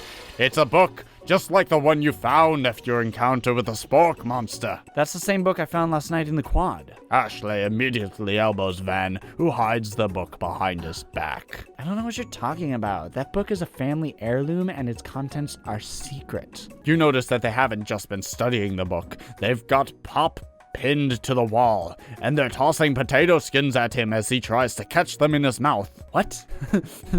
What? That makes absolutely no sense. We're playing, hee. No, you're just ignorant of, like, who knows what they're trying to do. Before you can dig in any further, you're interrupted by the arrival of more students. It's almost time for class. Clank must be running late. He's in such a hurry that he rolls right over Van's meaty foot. Hey, watch it, you bucket of bolts. You watch how you talk to him. He didn't do anything. Bzzzt, womp, bzzzt, womp. Who do you think you're talking to? I've never heard such language. Not even from a stand mixer. Womp, womp. No, your mother was a stand mixer. Van jumps to attack Clank, but Clank shocks Van, sending him flying across the room. Protect me, Colonel Sanders. These crazed men are about to come to blows. I think it must be over me. I'm not interested in either of them. Can you just shut up? No one cares about you because you have a nonsense attitude. Get over yourself. Ashley's tone is completely changed in an instant. She bats her eyelashes at Colonel Sanders. Surely he must know that this is a ruse, right? I mean, judging by his judging stare and pointing, I'm pretty sure he knows what she's up to. Gentlemen, get a hold of yourselves. Save it for the arena at least. Or don't. Honestly, what do I care? I've got lofty career aspirations to focus on. There you go. Keep your eyes on the prize. Forget all the haters and the nonsense and the distractions, and gotta focus on the future. Where your attention what? What's the phrase? Where your attention grows? No, where your attention what's the phrase? Where your attention grows? No, not gross. Whatever you focus your attention on grows. Where energy flows, where attention goes. Yep. Maybe I can help you with your business plan. Just then, Sprinkles arrives to signal the true start of the class day. He's panting, which doesn't seem that abnormal. He's a professor, but he's also a dog. I spent the morning chasing a car around town, and my begging legs are very, very tired. But I'm here now, and I hope you're ready to learn. You try to give Sprinkles a pat on the head, but he snarls at you. Sorry. I got a little worked up when people try and pet me before I've had my morning coffee. Please do not talk to my cup of coffee until it has first had its own cup of coffee. After he catches his breath, Sprinkles regains control of the classroom. That's the weird and glamour history of my favorite travel, the chicken. You want to pay attention to the lesson. Truly you do. This is why in something structure to the signing of the Declaration of Independence, it was a chicken that first signed their name. What? But you can't help but daydream about Colonel Sanders, and you miss most of the important parts. When you come to, Sprinkles is holding a tray of food in front of you. Well, naturally, this appears to you as a sample platter. Which item do you want to sample? A glass of water? Yes, please. My throat is getting very tired from all this reading. A shimmering pepper? Or a dog biscuit? You know what? YOLO, I'm feeling spicy. I'm feeling adventurous. Let's try the random mystery pepper. I really hope it's not a Carolina Reaper. A brightly colored pepper stands out from the other items. It sparkles in a most eye-catching way. So naturally, you reach out, grab it, and eat it right away. However, your body is not prepared for the heat. Exactly what I hoped wouldn't happen. Oh no, not again, not another. The pepper has triggered an intense spice hallucination. It feels like forever as you trip through the universe. Exactly what I hoped wouldn't happen. Not that I'm against it, but you gotta mentally prepare yourself for that. You can't just dive into that randomly, unexpectedly. My friend, ooh, this guy again. I'm here to give you an important message. Ooh, you must avenge my death and fulfill your destiny. All you must do is... I was saying, to fulfill your destiny, all you must do is... I'm sorry, I think I still got some spice stuck in my throat. It's fine. I'll work through to fulfill the prophecy. You must... You feel yourself begin to regain consciousness. Oh, man. You come to and find everyone is staring at you. The pepper was the last of its kind on Earth, and now it's gone forever. Then why would you show it to me in the classroom? That's not a safe place for it. It needs to be locked away under maximum security in like one of those underground like bunkers where they grow food for after the apocalypse. You think to yourself, geez, I should pay attention. But yeah, we all make mistakes. I'm sure he'll forgive you someday. No, I don't want his forgiveness. I deserve eternal shame. I think this is a game over scenario right there, right? Come on, it's time for lunch. No game over? Okay, wow. Before anyone can relax, the cafeteria lights dim. But there's big windows. How can you dim the lights? You'd have to like pull the shades. And your rivals enter to make a dramatic announcement. Today's lunch will be prepared via timed competitive cook-off. The level of theatrics with these two is off the charts. Demand that they stop wasting everyone's time, or step up and tell them, You're on. You know what? You're on. A bit of lunchtime competition, eh? Count me in. If I have to wipe the tables with you fools before I set my lunch down on it, then so be it. I'm not the fool. You're the fool, fool. Good one, Van Van. I like your gumption, Sir Anthony. Good one, Van Van. I like your gumption, Sir Anthony. I'll be watching your performance. Just as things reach a boiling point. Just as things reach a boiling point, Sprinkles steps in. Surely he'll put a stop to this madness. No, this is a lunchroom, not a sports court. Finally, a little sense. You breathe a sigh of relief. Never to return on the timer. Just then, a huge light blasts you in the face, flashing the words, "Timer ready." This game is lasting for way longer than I expected. I'm running out of time. I'm gonna have to try to exit the game and come back to this later. I've been recording for 2.5 hours. Oh my gosh. That's what I'm talking about. I stand corrected. The hard way builds solidly a foundation of confidence that cannot be swept away. And that's an original quote by me. In case anyone was wondering, I hope its message lifts you to victory. Like a diamond, I was formed under pressure, and now is my chance to shine. I will defeat you myself. You had his chicken and you made mashed potatoes and gravy on day one, and you're feeling like you can really impress him again here. It's time to boil some waters for the potatoes. I'm not gonna make the exact same thing again, am I? Granted, that's what KFC does. They just make the same thing every day. Think fast. If the timer runs down, you'll be forced to pick randomly. What? Oh no. What temperature's those boil at? 100 degrees Celsius, right? Yes, that's right. But how would you have gotten into the school without knowing that? Just to run my sperm belly. Let that enticing up a motivator. You're going to need to season the chicken before you cook it. You don't know Colonel Sanders' recipe exactly, but you have an idea. How many herbs and spices did he say he used? 10? That's wrong! I've seen smells a better sense of that, and the minute you can do this. Now that you've got some basic steps going, it's time to elevate your craft. What state of mind offers the most flavor? Gratitude. That's right! I've lost the voices. They're all blending together. That's right. You must never take this opportunity for granted if you hope to succeed. Your classmates are rooting for you, but Ashley is simply stronger and faster than you. You'd better pick up the pace if you want to survive. When you were a child, your father told you to never forget where you came from. Every day, you meditate on his advice and draw energy from that place. Now would be a great time to harness that energy. So where does it come from? A small town with big dreams. No, that's wrong. This is a horrible time to start forgetting important things and to read too slowly. You try to shut out the noise of the arena and focus on your cooking. Where's the sound of success? Sizzling. That's wrong. No. Is this the end? Yep. Game over. Okay, game over. I was legitimately trying there, but this is actually a good time to end this episode. Oh boy, this is a long game. A very long game. I'm still considering just uploading this as one very long episode. Anyone who manages just to sit through this, why are you still here? Do you have nothing better to do? But also, thank you so much for watching. I hope you enjoyed. I hope you have a fantastic day, and I hope you have some delicious food. So thank you for watching, and bye. Stay hungry, my friends. I give up. Did it at least sort of save my progress? Continue. Oh, it only saves that I started at day 2 now. Okay. Well, that was a thing that exists. Oh boy. Okay, here we go. We're getting back into it. This is months later. So yeah, I recorded the first half of that. I think I mentioned this in the okay, hello, you are loud. Alright, party rock too hard. My goodness.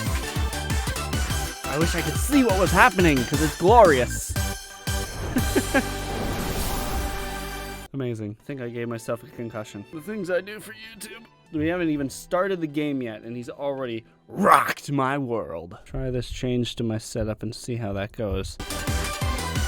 That was so amazing, I just had to do it twice. But let's continue. Chicken and biscuits. That's what I want to be buried in. I want a casket made entirely of chicken and biscuits. Wait, okay, so I don't remember any of the voices. I didn't go back and look at the old footage. I didn't edit any of it yet. I'm just like, let's just get the Colonel Sanders voice right. And then let's just finish this thing. Just get this dang cursed experience off of my computer. I want to finish it so I can uninstall it. It's worth doing it for the meme, but Otherwise, no, I'm not really into this kind of thing. This is weird. You awake on day 2 and attempt to process the wild visions you had. Were they memories or premonitions? You can't believe he really used beep. And then there was that secret ingredient that Colonel Sanders went ahead and told you outright. Not much of a secret, huh? Not much of a secret, huh? Not much of it. It's probably just because he trusts you. So it's probably, I don't. I need a cough drop. No, well, no. I was thinking about getting a cough drop, but then I feel like that would get in the way of my speech. Before you can tell her about the encounter with the spork monster, forgot about that, she launches into a story of her own. I think I played part of this day already, or most of it. Is this the day where the kid dies? I think I might like Clank. Like him? Like? I like him. I like him. He was so popular. Like, prom queen, king. And he was also the convertible that, what? I feel like I got tripped up on this sentence last time too. He was the convertible, or the convertible was prom king? Dude, it's not good writing, sorry. I'm thinking maybe something got lost in the oh, right. Okay, yep, I remember this. Yep, surely you did. You're great. Why wouldn't he be into you, I guess? Laughing at the implication that you and Colonel Sanders might be a thing is definitely not cool. You are great. Yes, you are. That's why I appreciate you watching. You have an idea about how to prove that your love is real. Well, do I? Well, if he's not into me, then why did he tell me one of his secret ingredients? Your bestie's eyes light up! Yeah, I remember this. A loving man approached me in the botanical garden where I was wandering. Secret spices. The man even gave me some, showed me what he meant. I think you're being very liberal with the meaning of spices here. Please.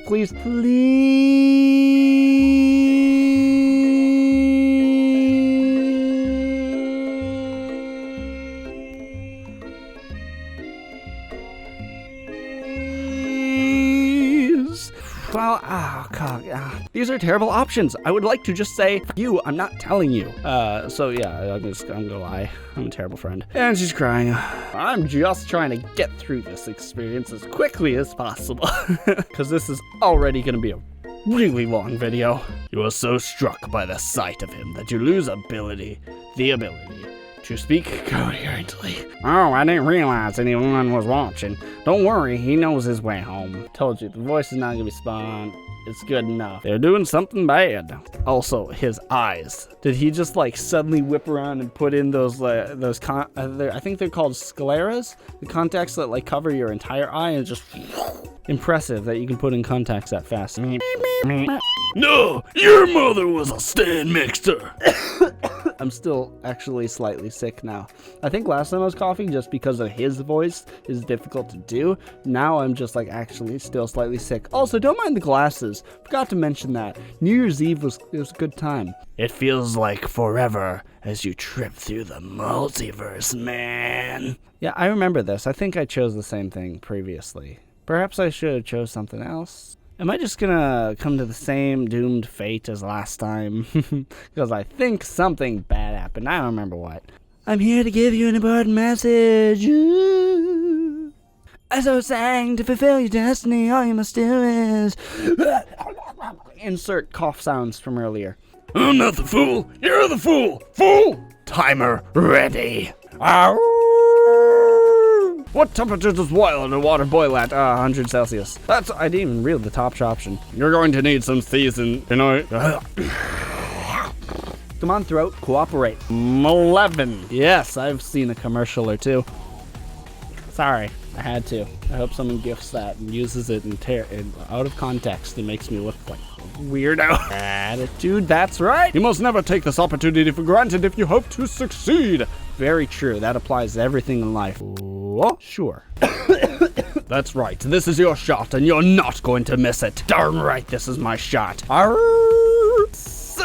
No. What? I thought I missed the timer. Thought I'd clicked too late, and then it started some text, and then I clicked, and then it skipped over to this text. But perhaps my not answering was giving the answer silence, and therefore I was right? Is that what just happened? Whatever, I'll take it. You notice Colonel Sanders out of the corner of your eye. I believe in you, Sir Anthem. He's actually cheering you on, which would be awesome, except knowing he's watching you makes you totally forget what you were doing. Now all you can think about is Colonel Sanders, how many spoonfuls of gravy would it take to fill a traditional...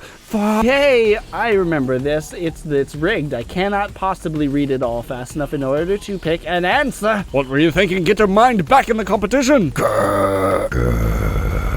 You are stranded on a desert island with only one dessert cookbook. Which do you take? What a hunk! I know, right? You know... Try to be focused on the challenge. You're falling behind. Sorry, okay, what? Whoa. Okay, whoa. What on earth were those answers? What does that have to do with crafting spectacular fried chicken and delicate baked biscuits? You're really struggling to keep up. At the next station over, Ashley has already begun plating elements of her dish. It's colorful and complex. To make up time, you toss your biscuit dough in a stand mixer. Oh no. As you do, the crowd gasps. Yeah, if you want flaky biscuits, you gotta layer it with butter and just layers and layers and layers. I know a little thing or two about cooking. I don't have a kitchen. I barely have a microwave. I have a mini fridge. I don't have anything else. I think I know a little bit about cooking. I made a soup once. Yikes! I know you love nothing more than seeing a fellow appliance utilized in a kitchen battle, but sometimes that means sacrificing the personal touch. You might not have any friends, but Sir Yanthan does, and a good chef needs to be touching the dough to know when it's properly mixed. There's an easy way and a hard way. You don't get very far by going the easy way. When you hear everyone talking, you realize how serious your error was. You immediately shove your hand into the mix. Oh. No. You're not. Of course you're not fast enough. It's immediately crushed by this quickly spinning beater. There's no way you'll be able to use the hand for the rest of the match. Shakes his head in shame. What you often find is that the easy way can turn out much more difficult. Stop what you're doing right now.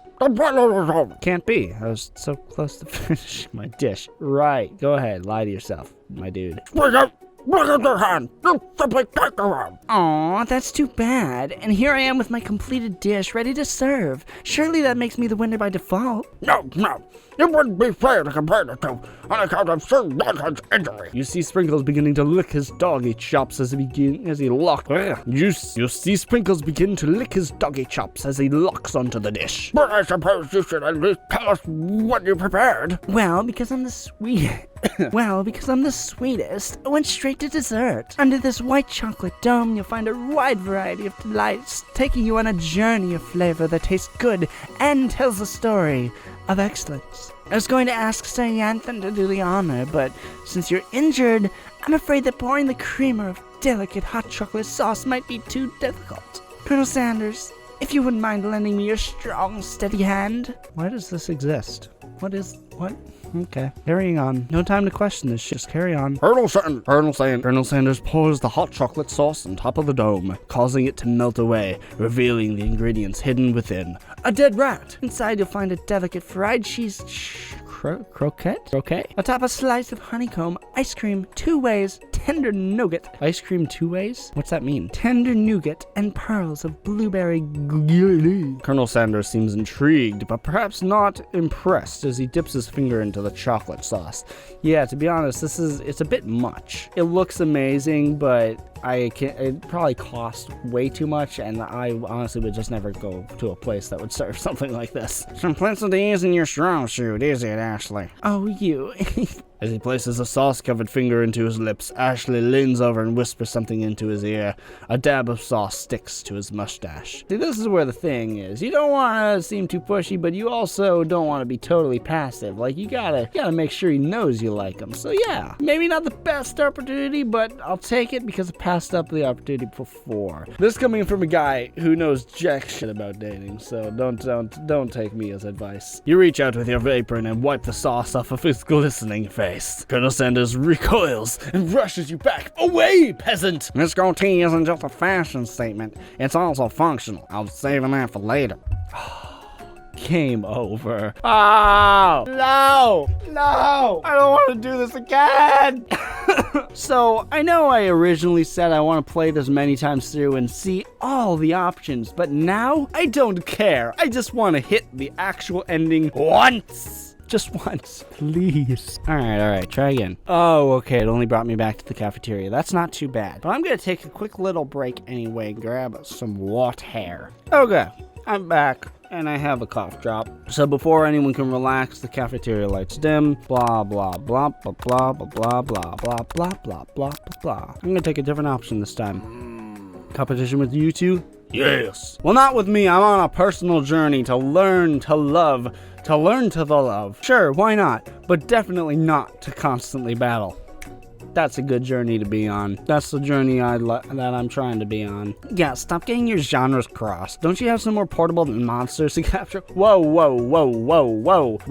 there. Miriam, I'm gonna have to rethink our friendship. Also, did I accidentally skip over something? I need to eat if I'm going to have the energy to sustain my education and pursue my dreams of becoming a master chef, my dude. How are any of us supposed to get anywhere if we're constantly fending off challenges and from every know-it-all with an apron? Besides, I already brought my own lunch, so Anthony, you should have it. It will give you the energy you need to succeed. Miriam reaches out and gives a present to me. Whoa, it's tiny. It's so cute. My special grilled cheese and tomato soup with chocolate milk to wash it down and a tartlet for dessert. But it's so tiny. So, story time. So one time my aunt was in charge of making supper for my grandpa. She made him one of those like little microwave pot pies. And so that was supper. And so he ate it and he was like, well, that was a tasty little morsel. Now what's for supper?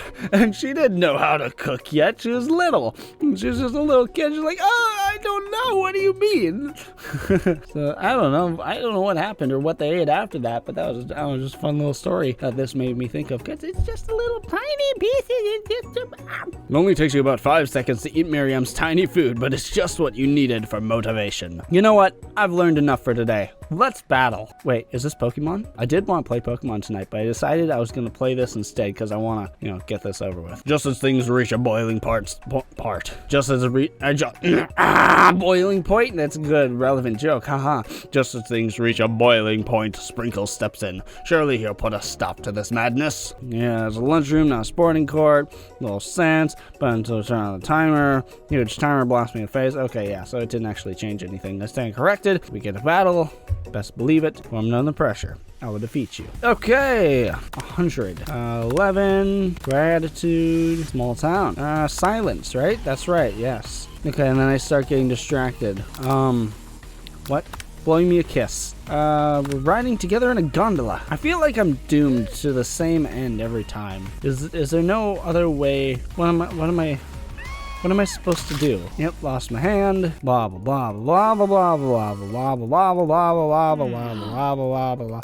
I'm gonna internalize my rage this time and just see what happens. Oh, right, forgot to read that. The flames cause your eyebrows to catch fire and turn to ash. They fall off of your face, which means people have a hard time understanding your emotions with the rest of the semester, perhaps forever. Okay. Embarrassed and ashamed by your performance, not to mention your crispy fried eyebrow, you run for the quad to be alone. Beautiful weather feels like an insult. Inside of you, a storm rages. Okay, this is new. This is different. It's Colonel Sanders. He's probably here to tell you that he and Ashley are in love and have decided to get married. And he won't even ask you to cater his wedding because you're a terrible chef and an awful person. You try to hide from him, but he approaches you directly. I know you're hurting right now. Not just from the devastating loss, but from that run-in with the mixer and that small fire.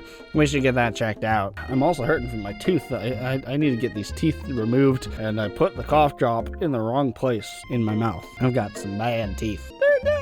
My teeth are mostly alright, but just like these in particular. So that hurts. I'm fine. Can't you just leave me alone? I'm a loser. I'm not fit to fill your fryer. I'll never be a master chef. Failure is a part of life. Not just for you, but for all of us. You think I've never failed at anything before? That's exactly what I think. Well, then think again. I wasn't always the man you see before you. Enrolled in culinary school, incredibly handsome, successful, motivated. I once was a worthless little maggot of an infant, and I was incapable of doing anything besides drooling on myself and shitting my own pants. Well, handsome, sure, I was born that way, but I've walked other paths and arrived at dead ends. I was passionate about life, and I failed as an obstetrician, whatever that is. I was passionate about justice, but I failed as a lawyer. I didn't know. People see my delicate ribbon tie and my well-kept beard and assume that I've got it all together, which is true now, but it hasn't always been. Sounds like this guy could really use a hug. I resolved then that I was going to amount to something. No amount of hours, labor, or money would deter me from giving the best I had to give. You know what? I changed my mind. I like this game because that's where I'm at. I have failed at everything for 10 years, and now I am doing YouTube. And I don't care how many hours or videos or paychecks that I have to not earn because I'll be working at this instead of at a regular job. I'm gonna fucking make this channel what I do. You feel me? Whatever it takes, my dudes. As Colonial Sanders changes focus, you can see something ignite inside of him. A burning passion. One has to remember that every failure can be a stepping stone to something truly better.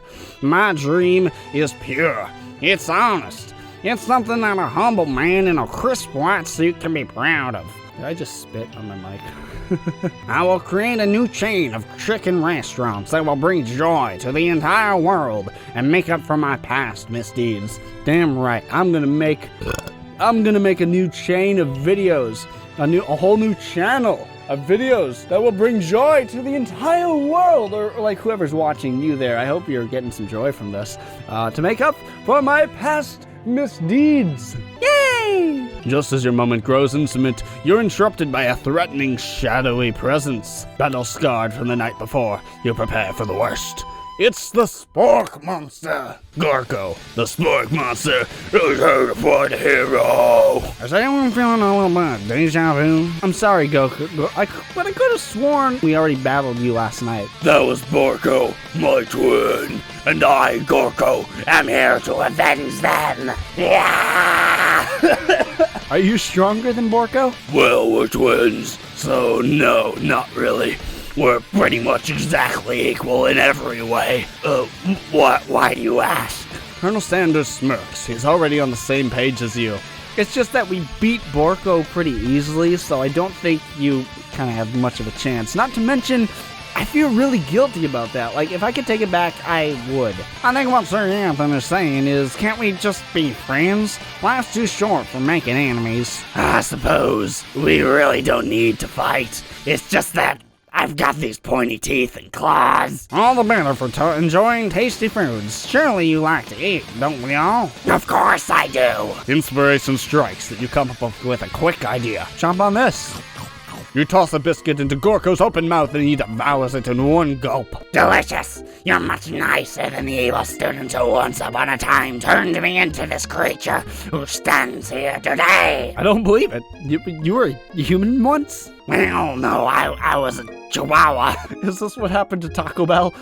But I was still a student at this school until one day some mean kids with a magic... Okay, my voice is entirely derailed for this character. But I was a student at this school until one day some mean... Why can't do the voice right? Well, no, but I was still a student at this school. But I was still a student at this school. I'm trying to do, like, I used to be actually pretty halfway decent-ish at false chord screams, like metal. So I'm trying to do that, but, like, I used to be okay at them. Now I can't do them anymore. Clearly. But anyways, like, I'm trying to use that type of vocal technique on this dude, and it's just not working. Especially not with a cough drop in my mouth. I can't, like, open up and scream, because then I'm just gonna have a cough drop on my monitor or my microphone, you know. But I was still a student at this school until one day some mean kids with a magic spoke. But I was still a student at this school until one day some mean kids with a magic school book cast a dark enchantment on me, and I was forever transformed. Very improper vocal technique, but whatever, it's good enough. A magic spellbook? Precisely. Borko used to have a copy, but somewhere along the way I've lost it. If you find such a book, I beg of you, respect it. You're a powerful chef and shouldn't rely on such dark and evil magic.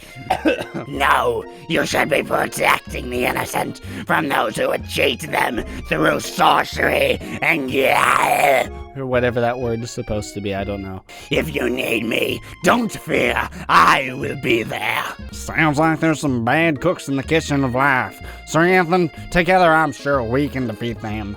Hell yes, I'm on his good side. And we're making progress in this, whatever this game is. So I just thought of, is this how all dating simulators are? Like, crazy weird, or are they like, is this one just over the top?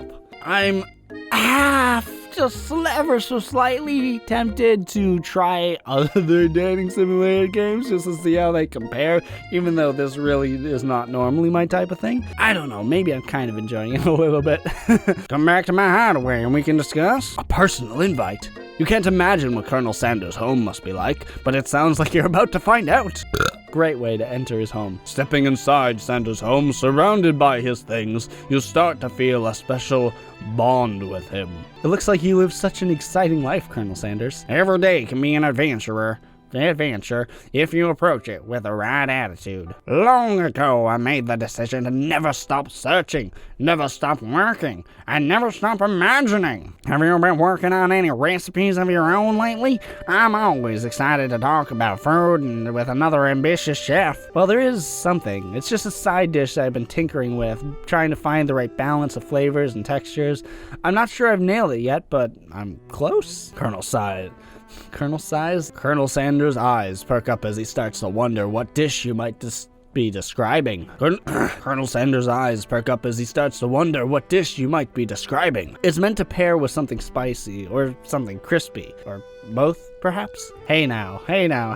Now you've got him right where you want him. Should you reveal your new creation to him, or keep it a secret just for you? I think it should be a secret just for the two of us. You decide that you're ready to you decide that you're as ready as you'll ever be to share your original cooking with Colonel Sanders. Before you can talk yourself out of it, you decide to dive in headfirst. You reach into your lunch bag for a special dish that you've been keeping on ice all day. I present to you my original coleslaw. Okay.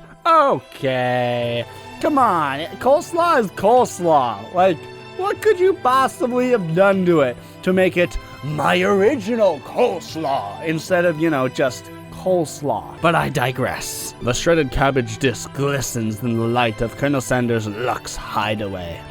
Magnificent! Together, you chow down on the creamy slaw until just a spoonful remains in the bowl. Do you mind if I hold on to the last bite?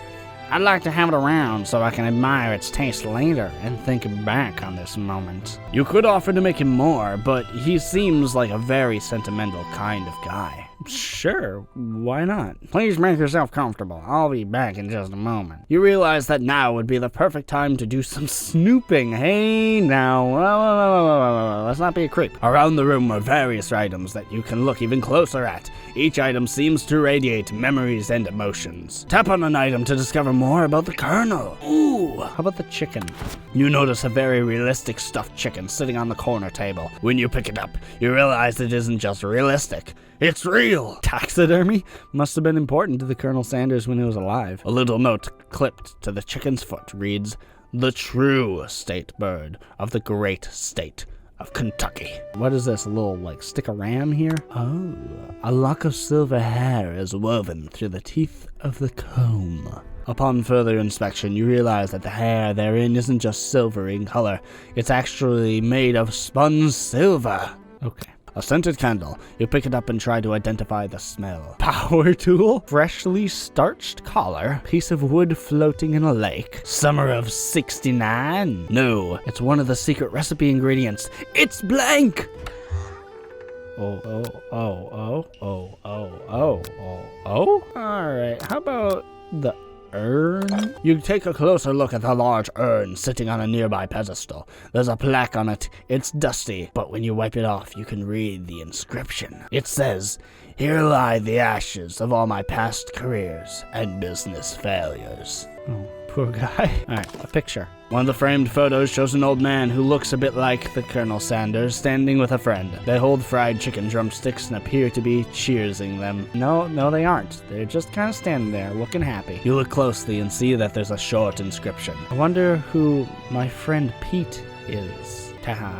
Another photo! The photo appears to be of Colonel Sanders, except he's an old man visiting the pyramids of Egypt. Okay. So are these pictures of his dad, or is this pictures of him from the future? Or is this him of his current present moment and he's like gone back in age? In bodily time? Maybe this is where he discovered one of his secret herbs and spices. Another photo!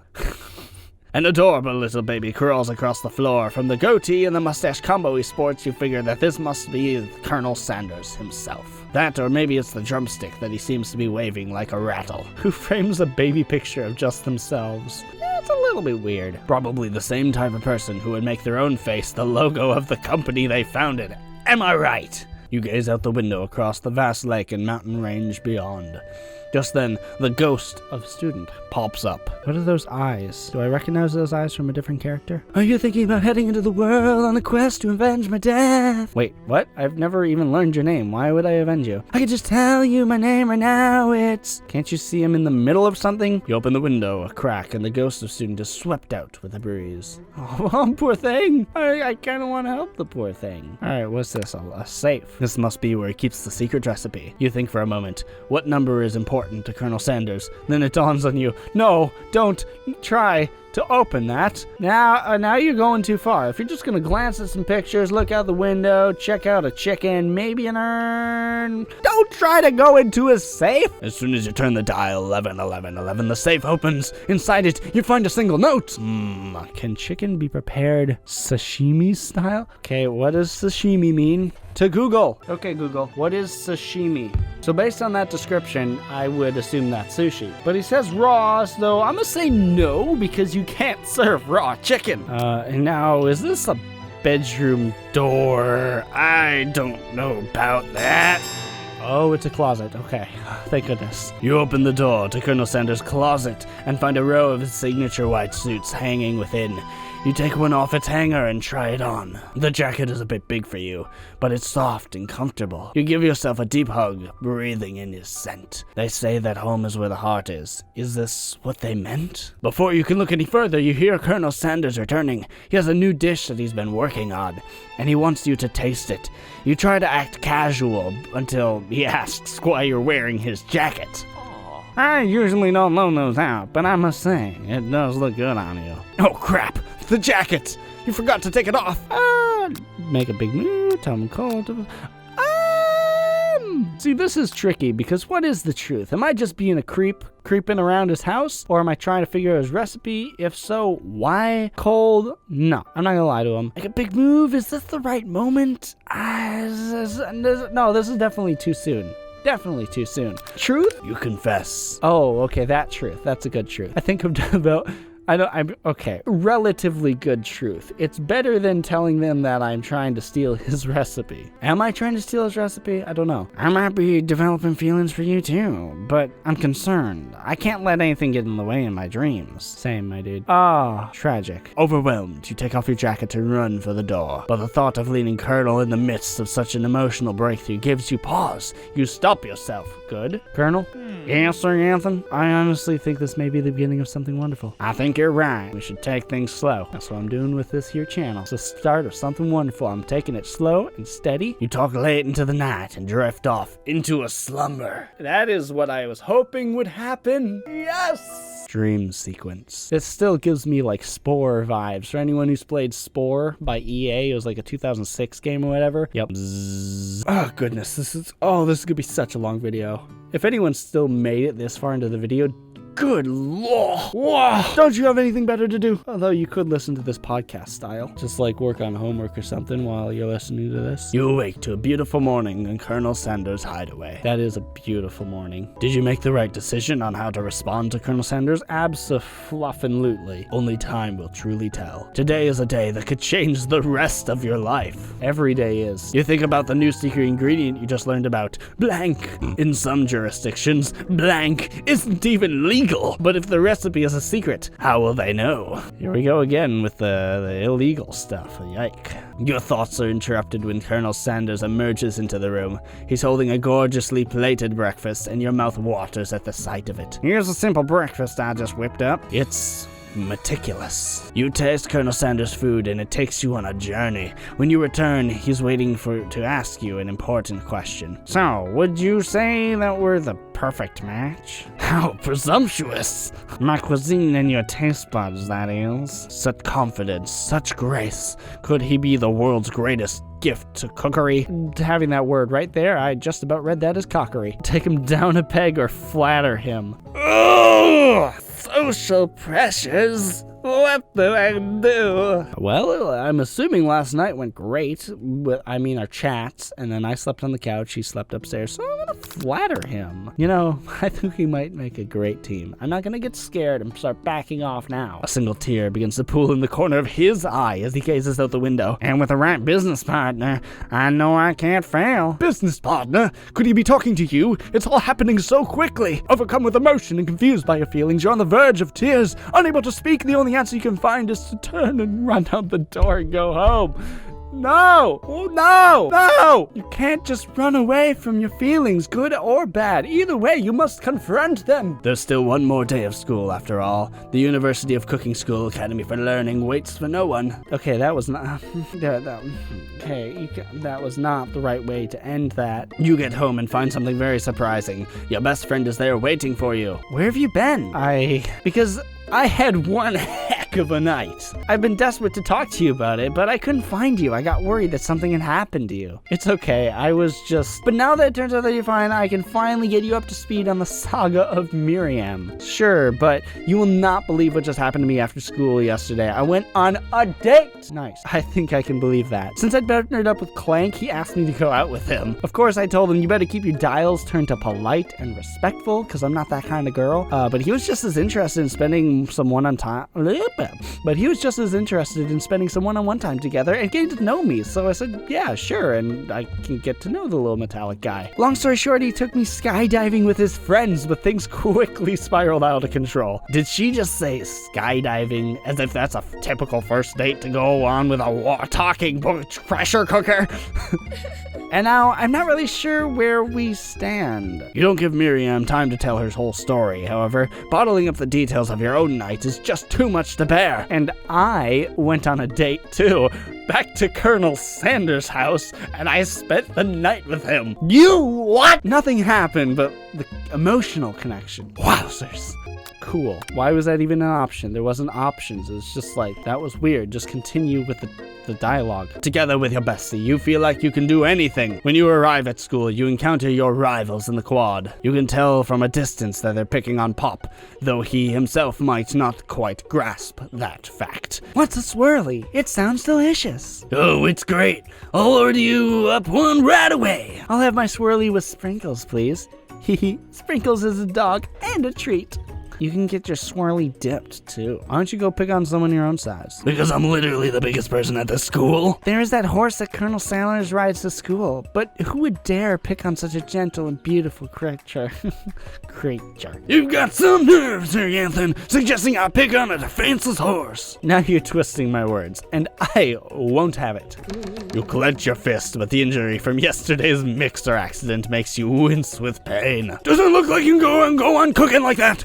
You might as well just give up. I'll never give up. Ever. Ever. I will never quit. I will never give up. My poor neighbors. I've lived here for like a year and a half now. And I'm just now finally starting to get a little bit comfortable being very loud and obnoxious. They are right on the other side of that wall.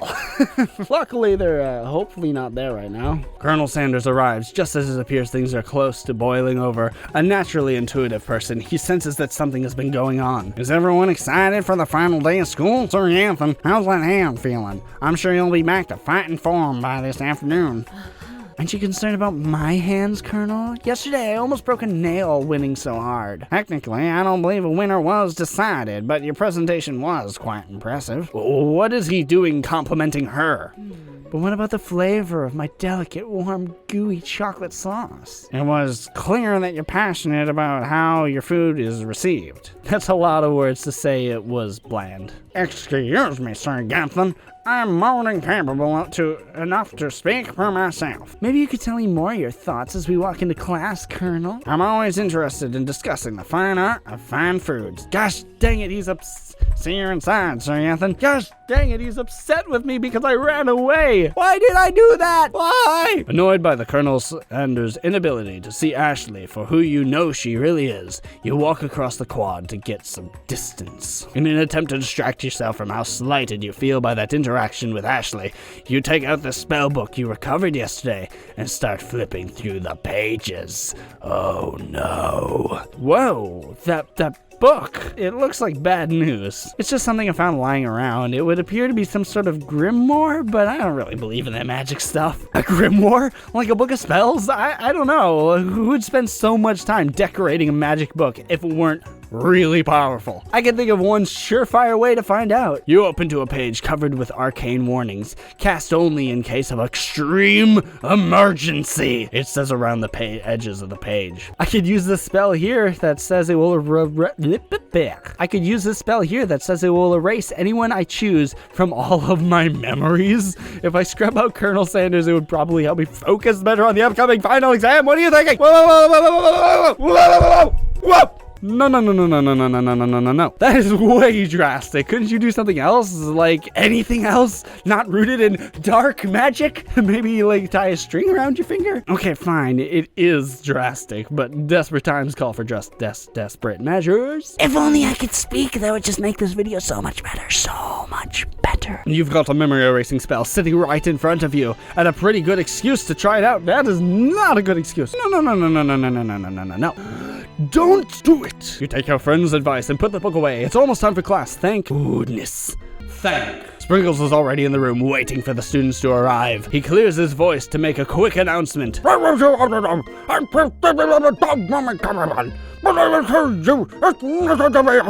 cute little nose scrunches up and he begins to breathe quickly. He must be hungry. Reach for some old homework to give him as a snack. Dogs can be rather unpredictable, especially Sprinkles. Wait to see what happens. I'm gonna wait because I don't want to get my hand bitten off. Sprinkles stops in his tracks. He focuses in on the window. The room is deadly quiet. When you follow his gaze, you see a tiny orange squirrel perched on the cherry tree outside. Sprinkles turns feral and runs to the window of the classroom. He begins barking uncontrollably at the squirrel outside. Sprinkles is barking ferociously, drool flying off of his face. I'm just trying my best to keep my drool inside of my face right now, too. The squirrel looks over. No, wrong voice. The squirrel looks over, but he doesn't say anything back. You wonder, is that even a talking squirrel? Who named him Terrence? After Sprinkles is satisfied that his presence has been felt not only by Terrence, but by any other squirrel in hearing distance, he returns to his professional tone.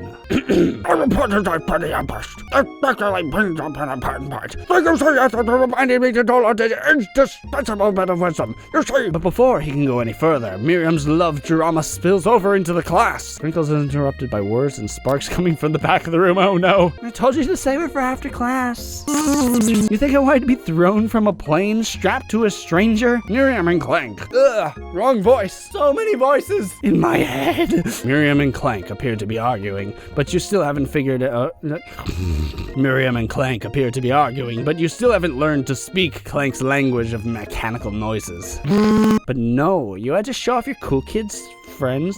But no, you had to show off your cool kid friends, Jeff and Joan, J and J forever. Watch us form a triangle in midair as we descend. Triangles are the strongest shape, don't you know? Yeah, well, that doesn't make it a great date. Well, then take Jeff and Joan with you. You can hold all your hands as you pedal down the mountain or off a cliff for all I fucking care. Sad beep. Clank begins to shudder. Steam pours out the gaps in his panels, and then a loud ding stops him in his tracks. No amount of seasoning is going to make me want to eat that, Clank. Oh, Clank burps out a completely deep-fried sneaker. Considering that he himself has wheels, not feet, it's not entirely clear where it came from. In terms of deep-fried footwear, I guess it looks okay? Clank slowly rolls out of the room to be alone with his shoe. Everyone tries to pretend like they didn't see that entire thing go down. Nothing like a loud public breakup to cast a pall over the final day. Well, that was unfortunate, but we mustn't be distracted from what lies ahead. The final competition on the college exam trademarked! Trademarked! Get the trademark out of my video! You're gonna get me demonetized! Okay, now that I've had my little YouTube spaz about getting demonetized even though I'm not monetized. I'm working on the title, but let's go get it. This time of practice, say you already I think I'm starting to learn a little bit about enunciating in that voice, because I'm sure very early on you couldn't understand a single thing I said, probably. But before you can think about your upcoming competition, there's a very beautiful soul nearby in need of a pep talk. Hey, Miriam, are you okay? Okay? I'm so mad I could smash a tiny mug, spilling several droplets of hot cocoa all over the floor. How could he embarrass me like that in front of everyone? Her tiny cocoa is a delicious treasure, so you know that this breakup is no joke, even if the source of her frustration is such a silly boy. I know that you know this, but I'm gonna say it out loud. You don't need anyone. You don't need anyone. You don't need anyone. Me and you, we're gonna cruise through this final test and hit the carpool lane to Success City. Miriam brightens up, imagining the wind rushing through her short bangs, but she hesitates to embrace the feeling all the way. You're not gonna saddle up on Colonel Sanders' stallion and ride off into the sunset without me. Of course not. Well, maybe, sorta, but I'm sure there's a pony out there with your name on it, and there's a ranch big enough for both of us and whoever else we want to bring along. If it's not Pop or Clank or anyone else you met today or tomorrow or this whole year, so what? You are his special My voice is leaving me. You are a special person who shouldn't settle for the first someone to show you little interest anyhow. Miriam gives you a big hug and wipes the tears from her cheeks. I should really review my menu for today. I'm going to make a very special soup. There you go. And I bet that Professor Dog is going to love it up. While you were pep talking Miriam, you completely missed lunch, but that's not okay. I'm hangry. No, okay, fine, it's okay. Because you've had a better idea of how to spend the time before your exam. You've decided to head to the arena early to practice a dish. This is it, the location of your final challenge. A test of will, a test of courage, a test of talent. Perhaps, I don't know. I don't know if this is a good idea or not. Because, like, what if I accidentally make something amazing right now in my practice and then I can't reproduce it exactly the same, just as good during the I don't know. And a change to beat the pants off of Van and the supposed man is his evil lurk counterpart Ashley. As planned, you begin to run through a quick test of the recipe that you've been working on. Sir Yenthan's famous chicken pot pie. That sounds delicious. After practicing for months, making this dish comes second nature to you, and you're able to quickly get a fresh pot pie in the oven. But as soon as you do, your cram session is interrupted by Colonel Sanders. Okay, so if it's second nature by now, then why am I practicing it? Sir Anson, what are you doing here? There's still time before the final exam. Oh, just taking it all in. I'm big into visualizing success. I'm looking at my station and picturing victory. That is actually a good thing. I can attest to that. Works very well with, like, flips. When I was, like, really little, and a little slight tangent here. When I was a little kid, I had a trampoline, and I was terrified of flips. Like, I could do front flips, but I couldn't do anything else. And so then I literally just, like, closed my eyes and visualize what a side flip would look like and would feel like. And I just, like, really dove into that, like, imagine, and like feel it, and then it made it way easier to like actually do it. Now I can do side flips. Crazy shiz.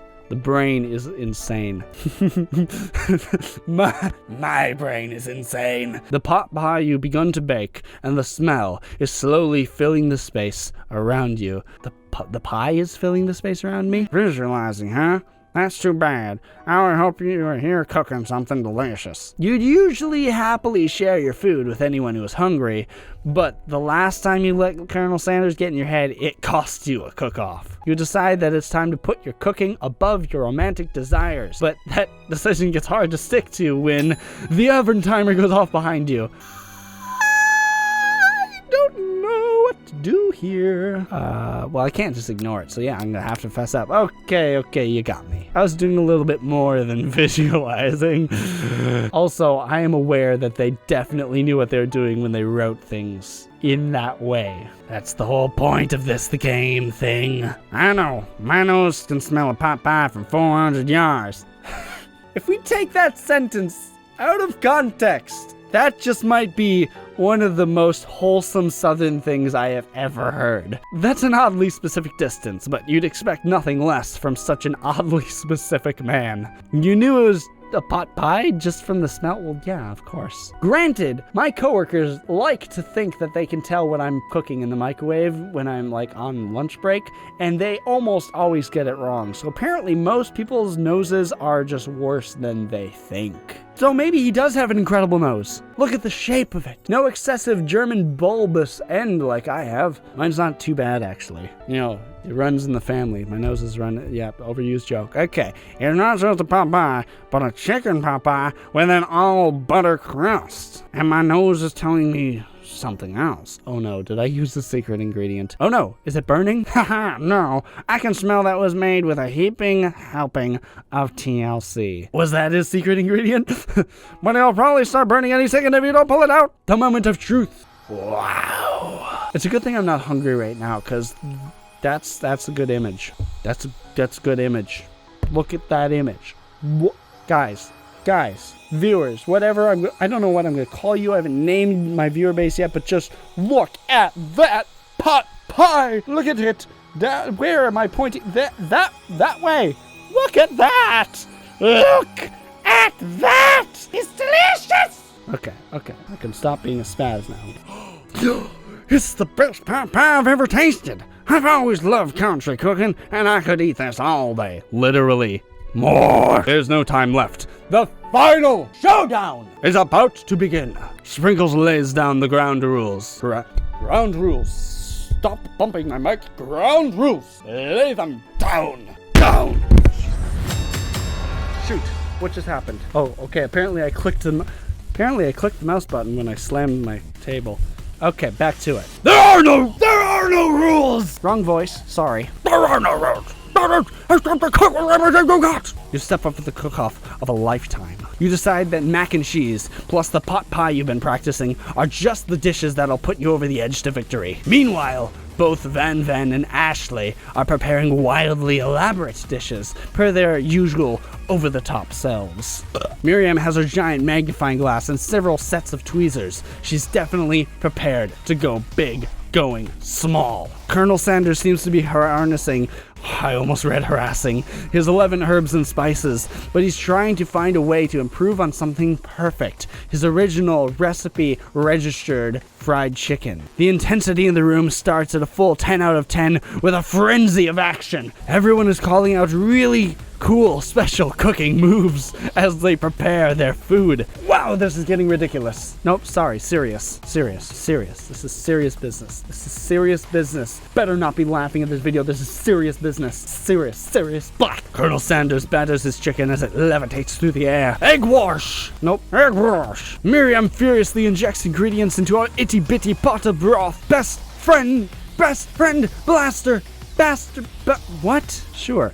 Van flexes his pectorals as he chops down on a sea urchin. It's Dragonroid! Ashley scoops her pastries off the tray with lightning speed. Shallow personality spatula! Even Clank gets it on it.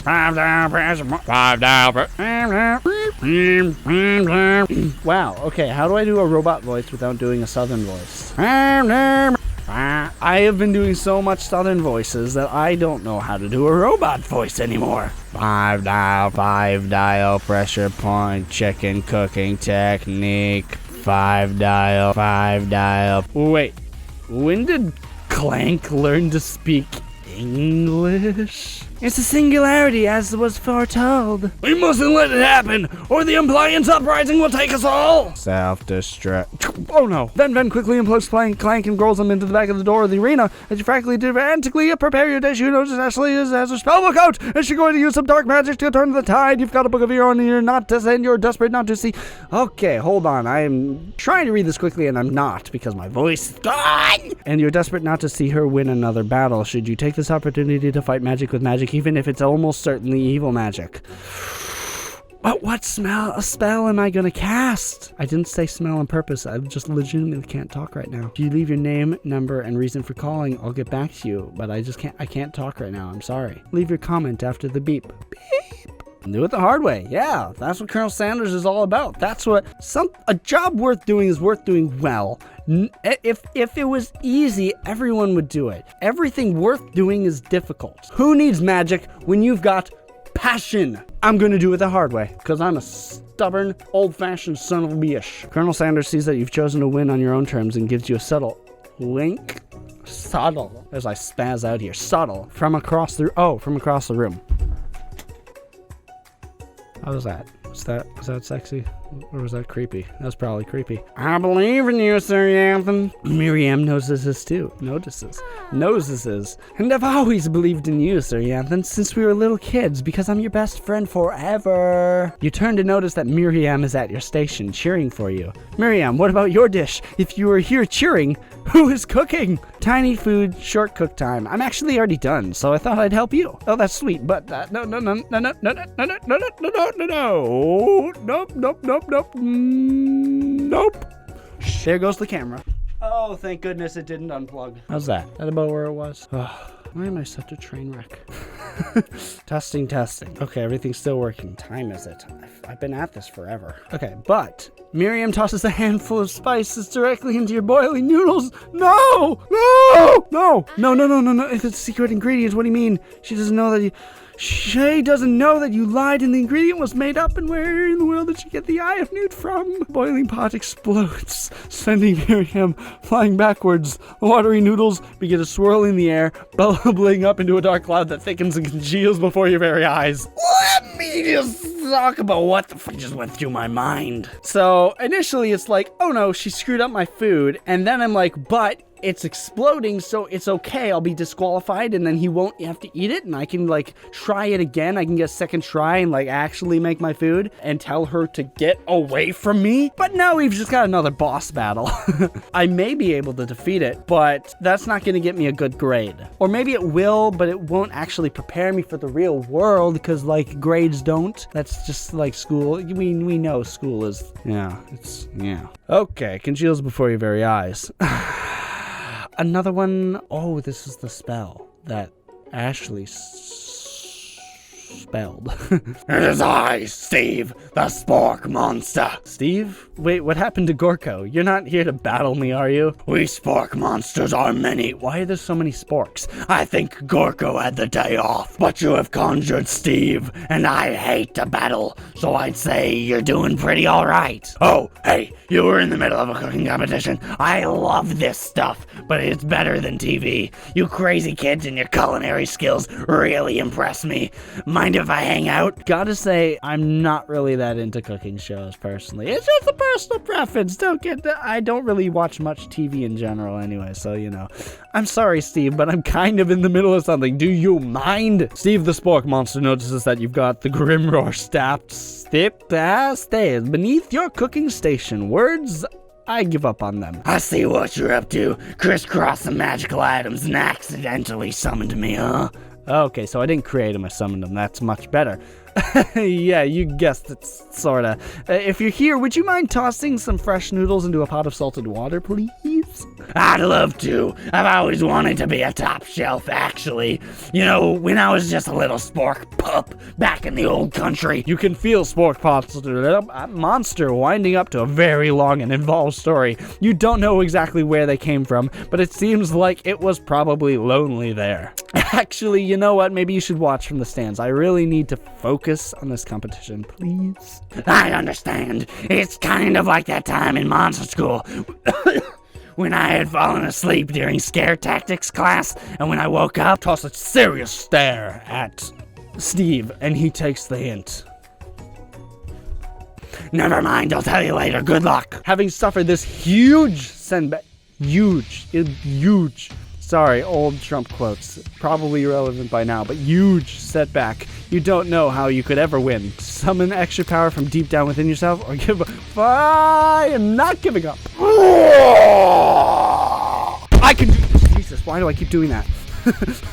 I got this super cheap garbage table specifically so I could pound on it for dramatic effect in my videos, but everything goes everywhere. I need to like get a better mic and a mic like I already have. Tangent. Let's get back to the game. I can do this. I have what it takes. I came here to win. That's where yep, me on YouTube right here. I'm doing it right now. I got what it takes. I can do this. I'm here to win. Your hair turns mac and cheese orange. Already there. Long time ago. Got those bases covered, my dude. As culinary energy flows through your chakras. My heart is pure. My hands are sweaty. Vomit out of my sweater already. Mom's spaghetti. I'm nervous. I forgot the recipe. My heart is pure. My hands are steady. My taste buds are preparing their entire lives for this. My entire life. Their lives? Do taste buds have their own each individual life? How long does a taste bud last on your tongue before it falls off? Do we cycle out new taste buds like we do with layers of skin? These are important questions. Get on it, scientists. My heart is pure. My hands are sweaty. My taste buds are preparing their entire lives for it. Yes, I got that. You're the chosen one. You will avenge me. The power you've been summoning immediately fades back out. Fuck you. You interrupted my inspiring monologue. Sorry. My heart is pure. My hands are steady. My taste buds have been preparing their entire lives for this moment. This one.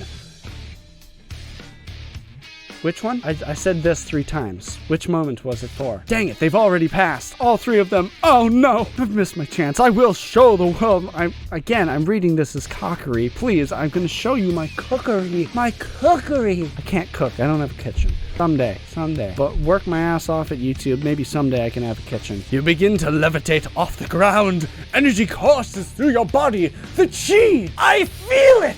You know that with this power, you can do anything, except turn back time, which would be super useful, because while you were powering up, your chicken pot pie overcooked in the oven, and it can't be served! But don't worry, dear Sir Yanthan, you may have suffered some setbacks, but all is not lost. Impressed with your fortitude, Colonel Sanders decides that you have earned his support. No, Colonel, no, I'm not a cheater. Get out of here. Be gone. Away, thoughts. I am a man of cooking! I've been watching you today, and I must say, I'm truly impressed. You've been thinking on your feet and rolling with the punches. He steps up to your station and stands right beside you. Colonel, we got this. I'm here to help. All you've managed to make is mac and cheese, and time is almost up, so you're going to need it. These are some thin noodles for my mac. And I'm in Wisconsin, so I've got the cheese. But Colonel Sanders, what about the test? What will happen to you? What about the rules? Following the rules has never really been my thing. I follow my heart. What? Guy. Colonel Sanders unfolds a delicate white towel to reveal the most delicious fried chicken you've ever laid your eyes on. And besides, sometimes unexpected combinations have surprising effects that surpass their individual efforts. Are you suggesting if we combine forces, we can form the perfect food union? Wait, we haven't even made a company, let alone started a first restaurant, let alone start a chain. You're already talking about unionizing the non-existent workers? You're getting ahead of yourself. One step at a time, my dude. You can't rush these things. It's just like relationships. You gotta take it one step at a time, one conversation at a time. Get to know each other. Build a customer base. So basically, he keeps fried chicken in some sort of warming device in his pocket, just ready at all times. Like, this is a good time for some chicken. Okay, I give in. I cave. I like the game. It's fun. Weird as hell, but I like it. With time expired, it's the moment everyone has been waiting for. If only I could speak, that would be awesome. You must now prepare to present the dishes. A handful of students stand tall, but the class seems incomplete. I think we're missing some students. Pop, clank. From off screen. Screen? Hey now, don't touch that wall. You hear a pure and innocent giggle that can only come from one student. I'm flying. It sounds like it's coming from that broom closet over there.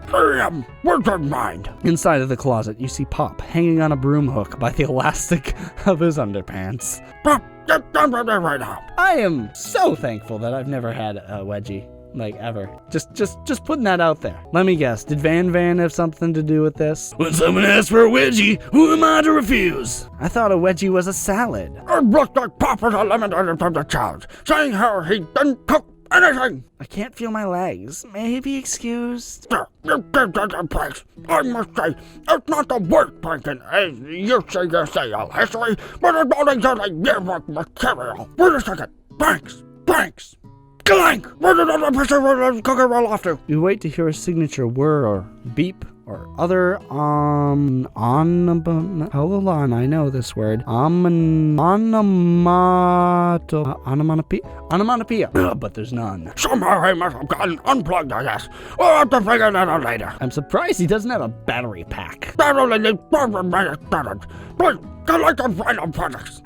It has been a long semester. It's been 3 days. Yeah, 3 whole days long, but hoo boy, were they packed with adventure. Also, hoo boy, it's been a long video. If you're still here, comment in the comment section an emoji of a slice of cheese. If you're on PC, you can Google for that and just copy paste it. If you're on mobile, like, yeah, you know what to do. Appreciate ya. Why are you still here? I hope I'm being entertaining. Let me know if I am. Back to the game. Now that we have had that break from our sponsors. But after days of hard work, the time has come for me to eat. Jesus Christ. I scared myself with that one. Once I got to the T of the word, I realized I'm not just here. I'm in a room and like, oh no, there's neighbors and I scared myself. Oh, I love this. This is great. This is a good place to just channel my energy. You know, just get it all out there. Also, as I'm moving around, I have one of those chairs with the like piston, and I saw that one time where that like piston exploded up through and killed a dude, and I'm like super paranoid about this chair, so I want a new chair. Nice little side tangent. Back to the game. Miriam, please step forward. Oh, look at that. He's waiting for his poppy treat. Who wants his poppy treat? I said it, give him a poppy treat! Now, don't time your dish. I've made tender undo noodles in a savory soup. That actually looks pretty decent. Like, I'd eat that if it were like 8 times bigger. My word, it was so delicate. Is that a teeny tiny Naruto maki I spy afloat in this itsy bitsy bowl? Yes, Chief. Please, don't make sprinkles. Chef is my father's name. Oh, chef. Oh, I'm a fool. Yes, sprinkles. And some green tea I made from baby tea leaves that I pricked myself. Picked. I am a prick. Sprinkles carefully sniffs around the dish before opening his mouth and letting just the tip of his pink dog tongue dip into the bowl. Sublime! Would anyone else like a taste? No thanks. Oh, come on. I'm not one of those dogs who doesn't floss. Oh, well, yeah. I even have a really cute electric toothbrush for dogs.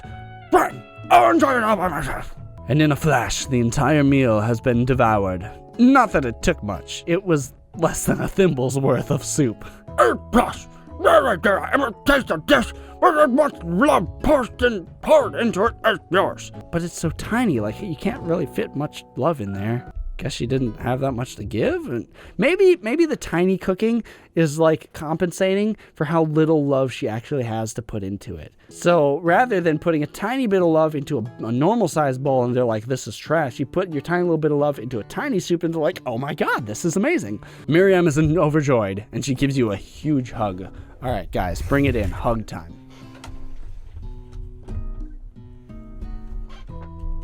Appreciate you. Thank you, Sir Yanthan, for helping me to believe in myself. Hey, you there. If you got anything, just a little viewer there, right there. Hold on. If you got something you want to do with your life, Do it. You can do it. I believe you. I believe in you. And you can do it. I am a firm believer that nearly anyone can do nearly anything if you just are willing to put in the work. All right, back to the game.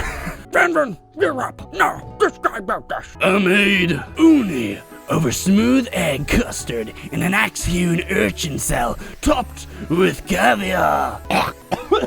Don't scare one type of urchin with spines from a second different colored type of urchin? Yeah, Sprinkles. A bit much, don't you think? That's exactly why I did it. A bit much is my kind of brand. Doesn't it seem cool? Sprinkles leans in to sniff the uni, but he can't really get his nose close on the account of all the spikes. He begins to paw at it erratically, causing the custard to slosh around. Ruff, ruff. Please be gentle with my cuisine. Finally, Sprinkles goes all in, tongue first, but he can't get past all the needles. He reels back as his tongue is poked and prodded. Ouch! My tongue! Can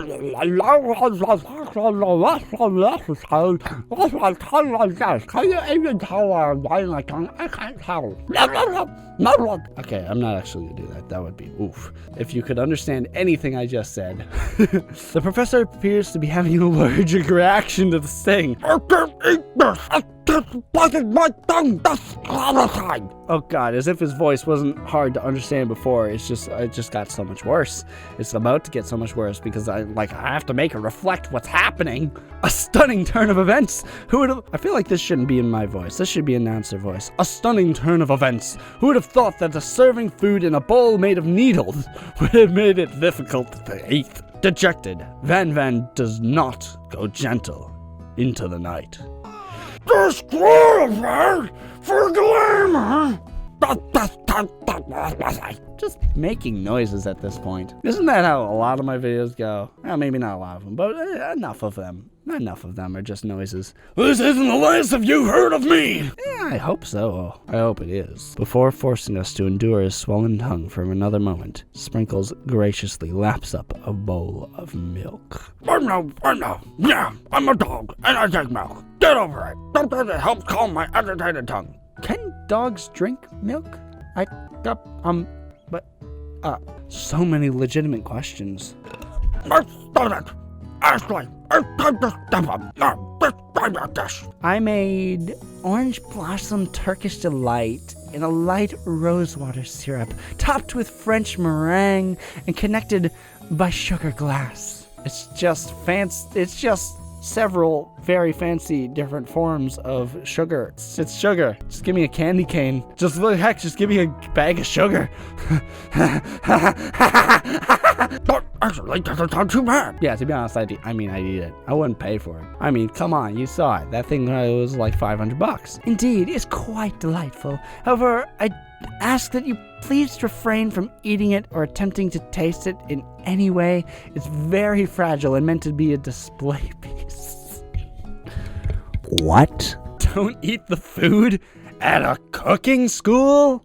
Got toast in your ears or something, Sir Anthony? I told you, it's a display piece. But it's all sugar. It's just gonna rot away. Just eat the dang thing. Or are you gonna coat it in 1,000 layers of hairspray? Would that preserve it? My brother had an actual bagel that he took a bite out of, and somehow, when he was a little kid, my older brother, he was little, before I was born probably, turned this thing into a Christmas ornament that we still have. What did he put on that bagel? It was like a school thing. If you know what that process is, how it be done, you should comment or get back to the game. Ashley, I must say, it is beautiful.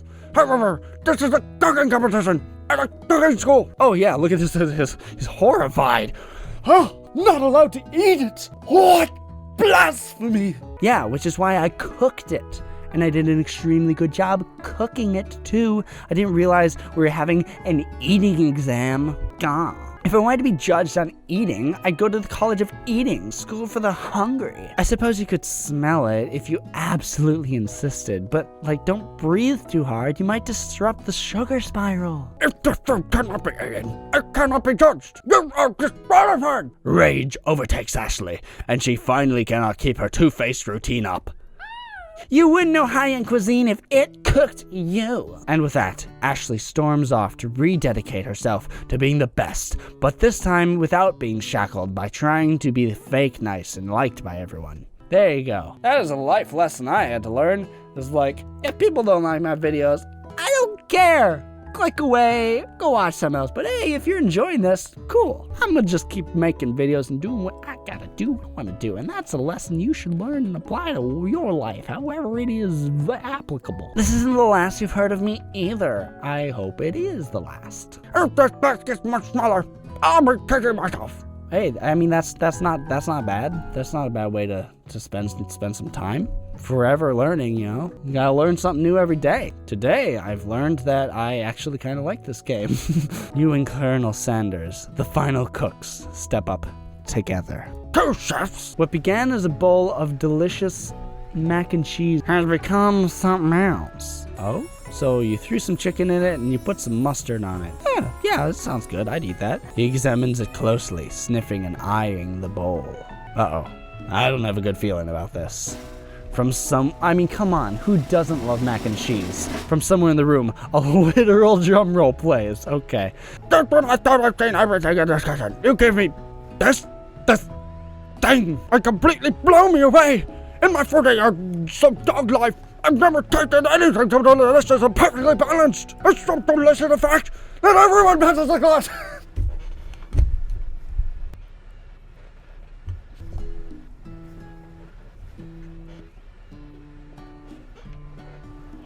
What? You pass! You pass! You get a diploma! You get a diploma! You get a diploma! You all get a... Fuck! There goes the camera. I need a better tripod. And you get a pass! And you get a pass! Everyone gathers around and partakes of the mac and cheese bowl. They all seem to transcend this reality into another dimension. Are you woke, my dude? I win!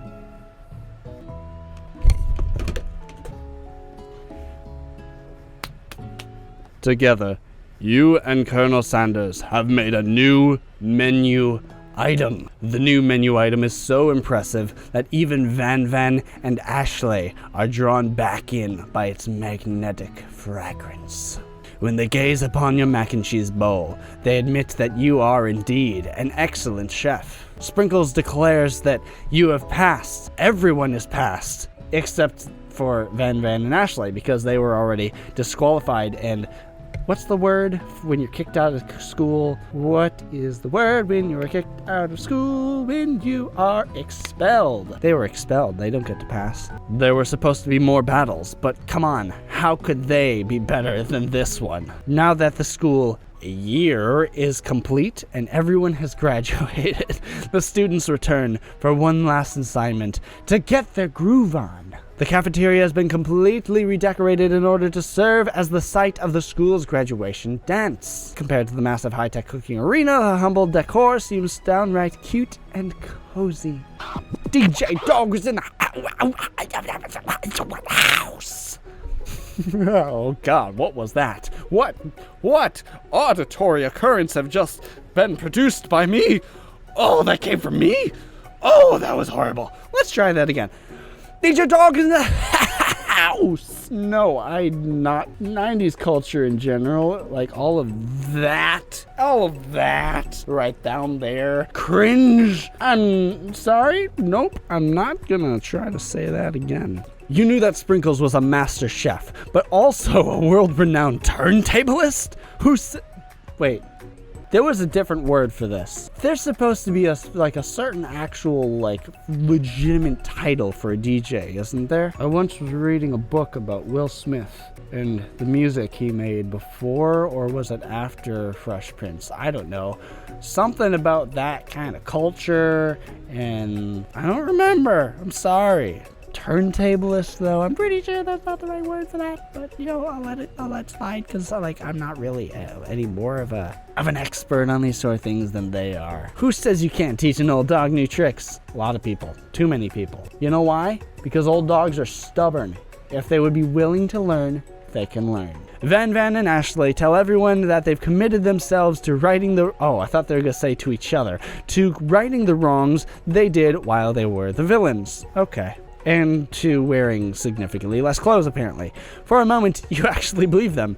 Not another haunting. What is the purpose of this character? He's just go, okay. No ghost-related graduation. It's clearly written in the school's bylaws. I was never actually a ghost. It was just a trick to get you all to finally notice me. Oh, amusing. Amusing. And now that everybody's together. It's the Spork monster, and he's totally mellowed out. Which one? There's 3 of them now. Or are they just combined into one? Everyone, the Spork monster is no more. Oh, my throat. From here on out, I'd prefer that everyone refer to me by my new name, Party Monster. Student tries to finish what he had to say, but everyone is too wrapped up talking to Spork. Sorry, Party Monster. Dejected student walks off.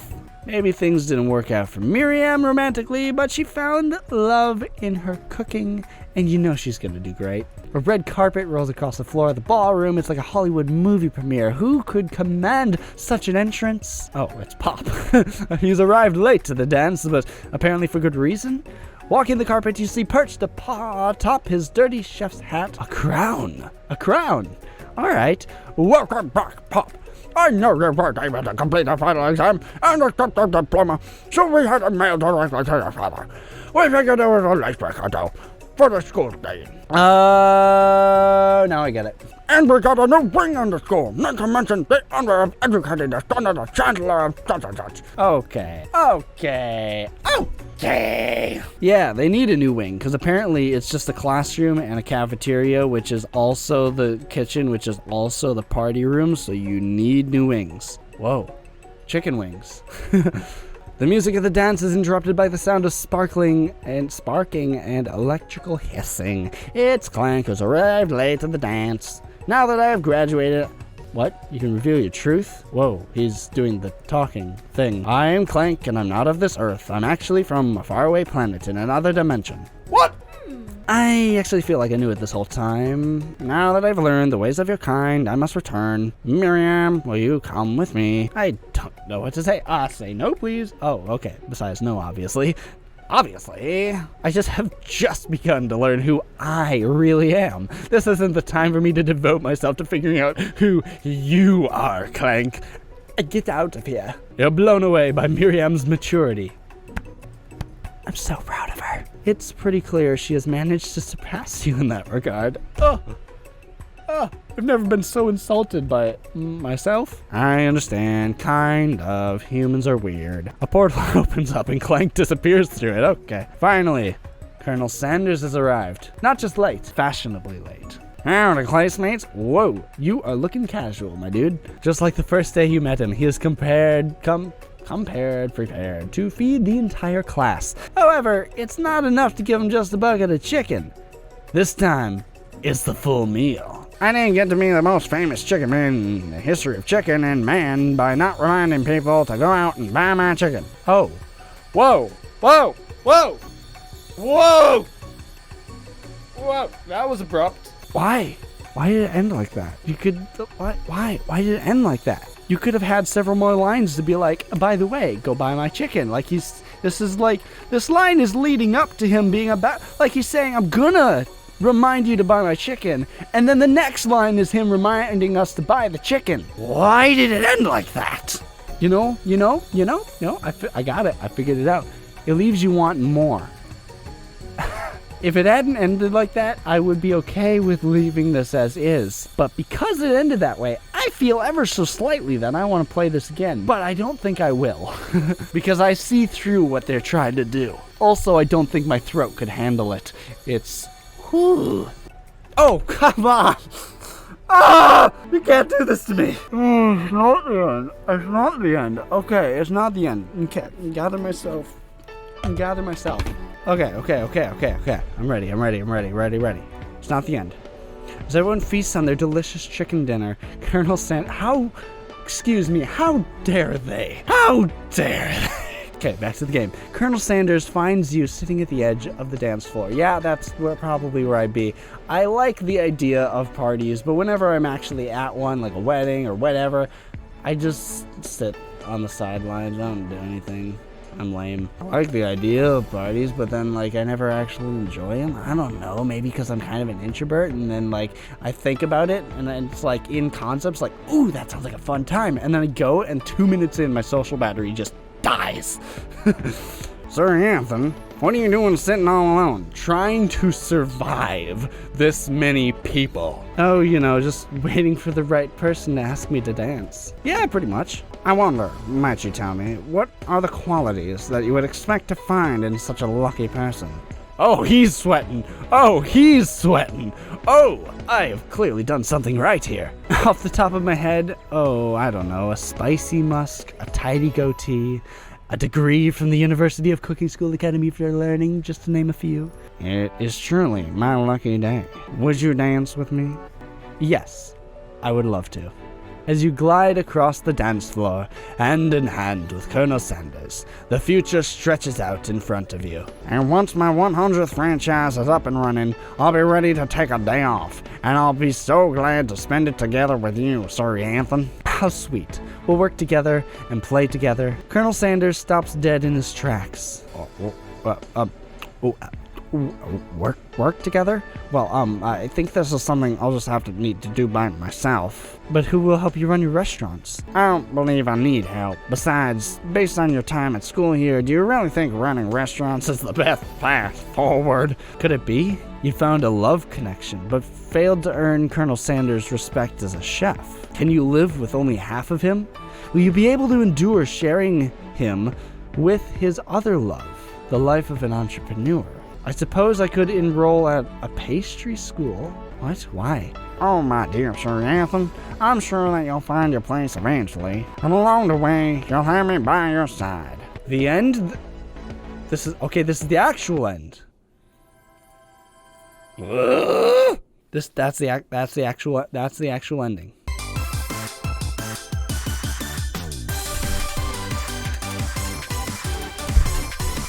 I don't know how to dance.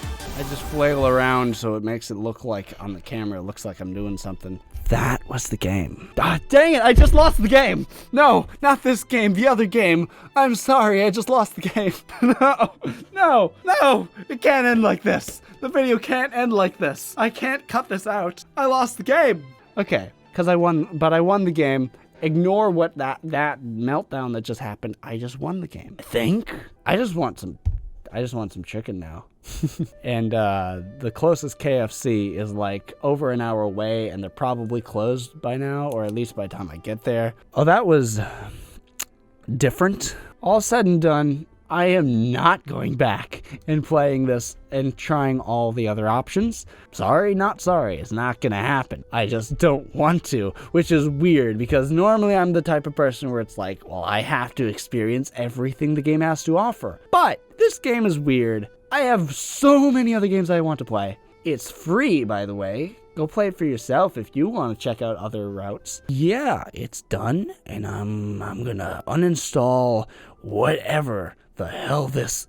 it's an advertisement, really. It's just a very fancy advertisement. I'm going to uninstall this, never install it again, and call it a day. So thank you so much for watching. I hope you enjoyed. I hope that you too have gained a new appreciation for Colonel Sanders, that you now understand the difference between Colonel and Colonial, which is, there's no such thing as Colonial apparently. I hope you play the game for yourself, but I don't really care, to be honest.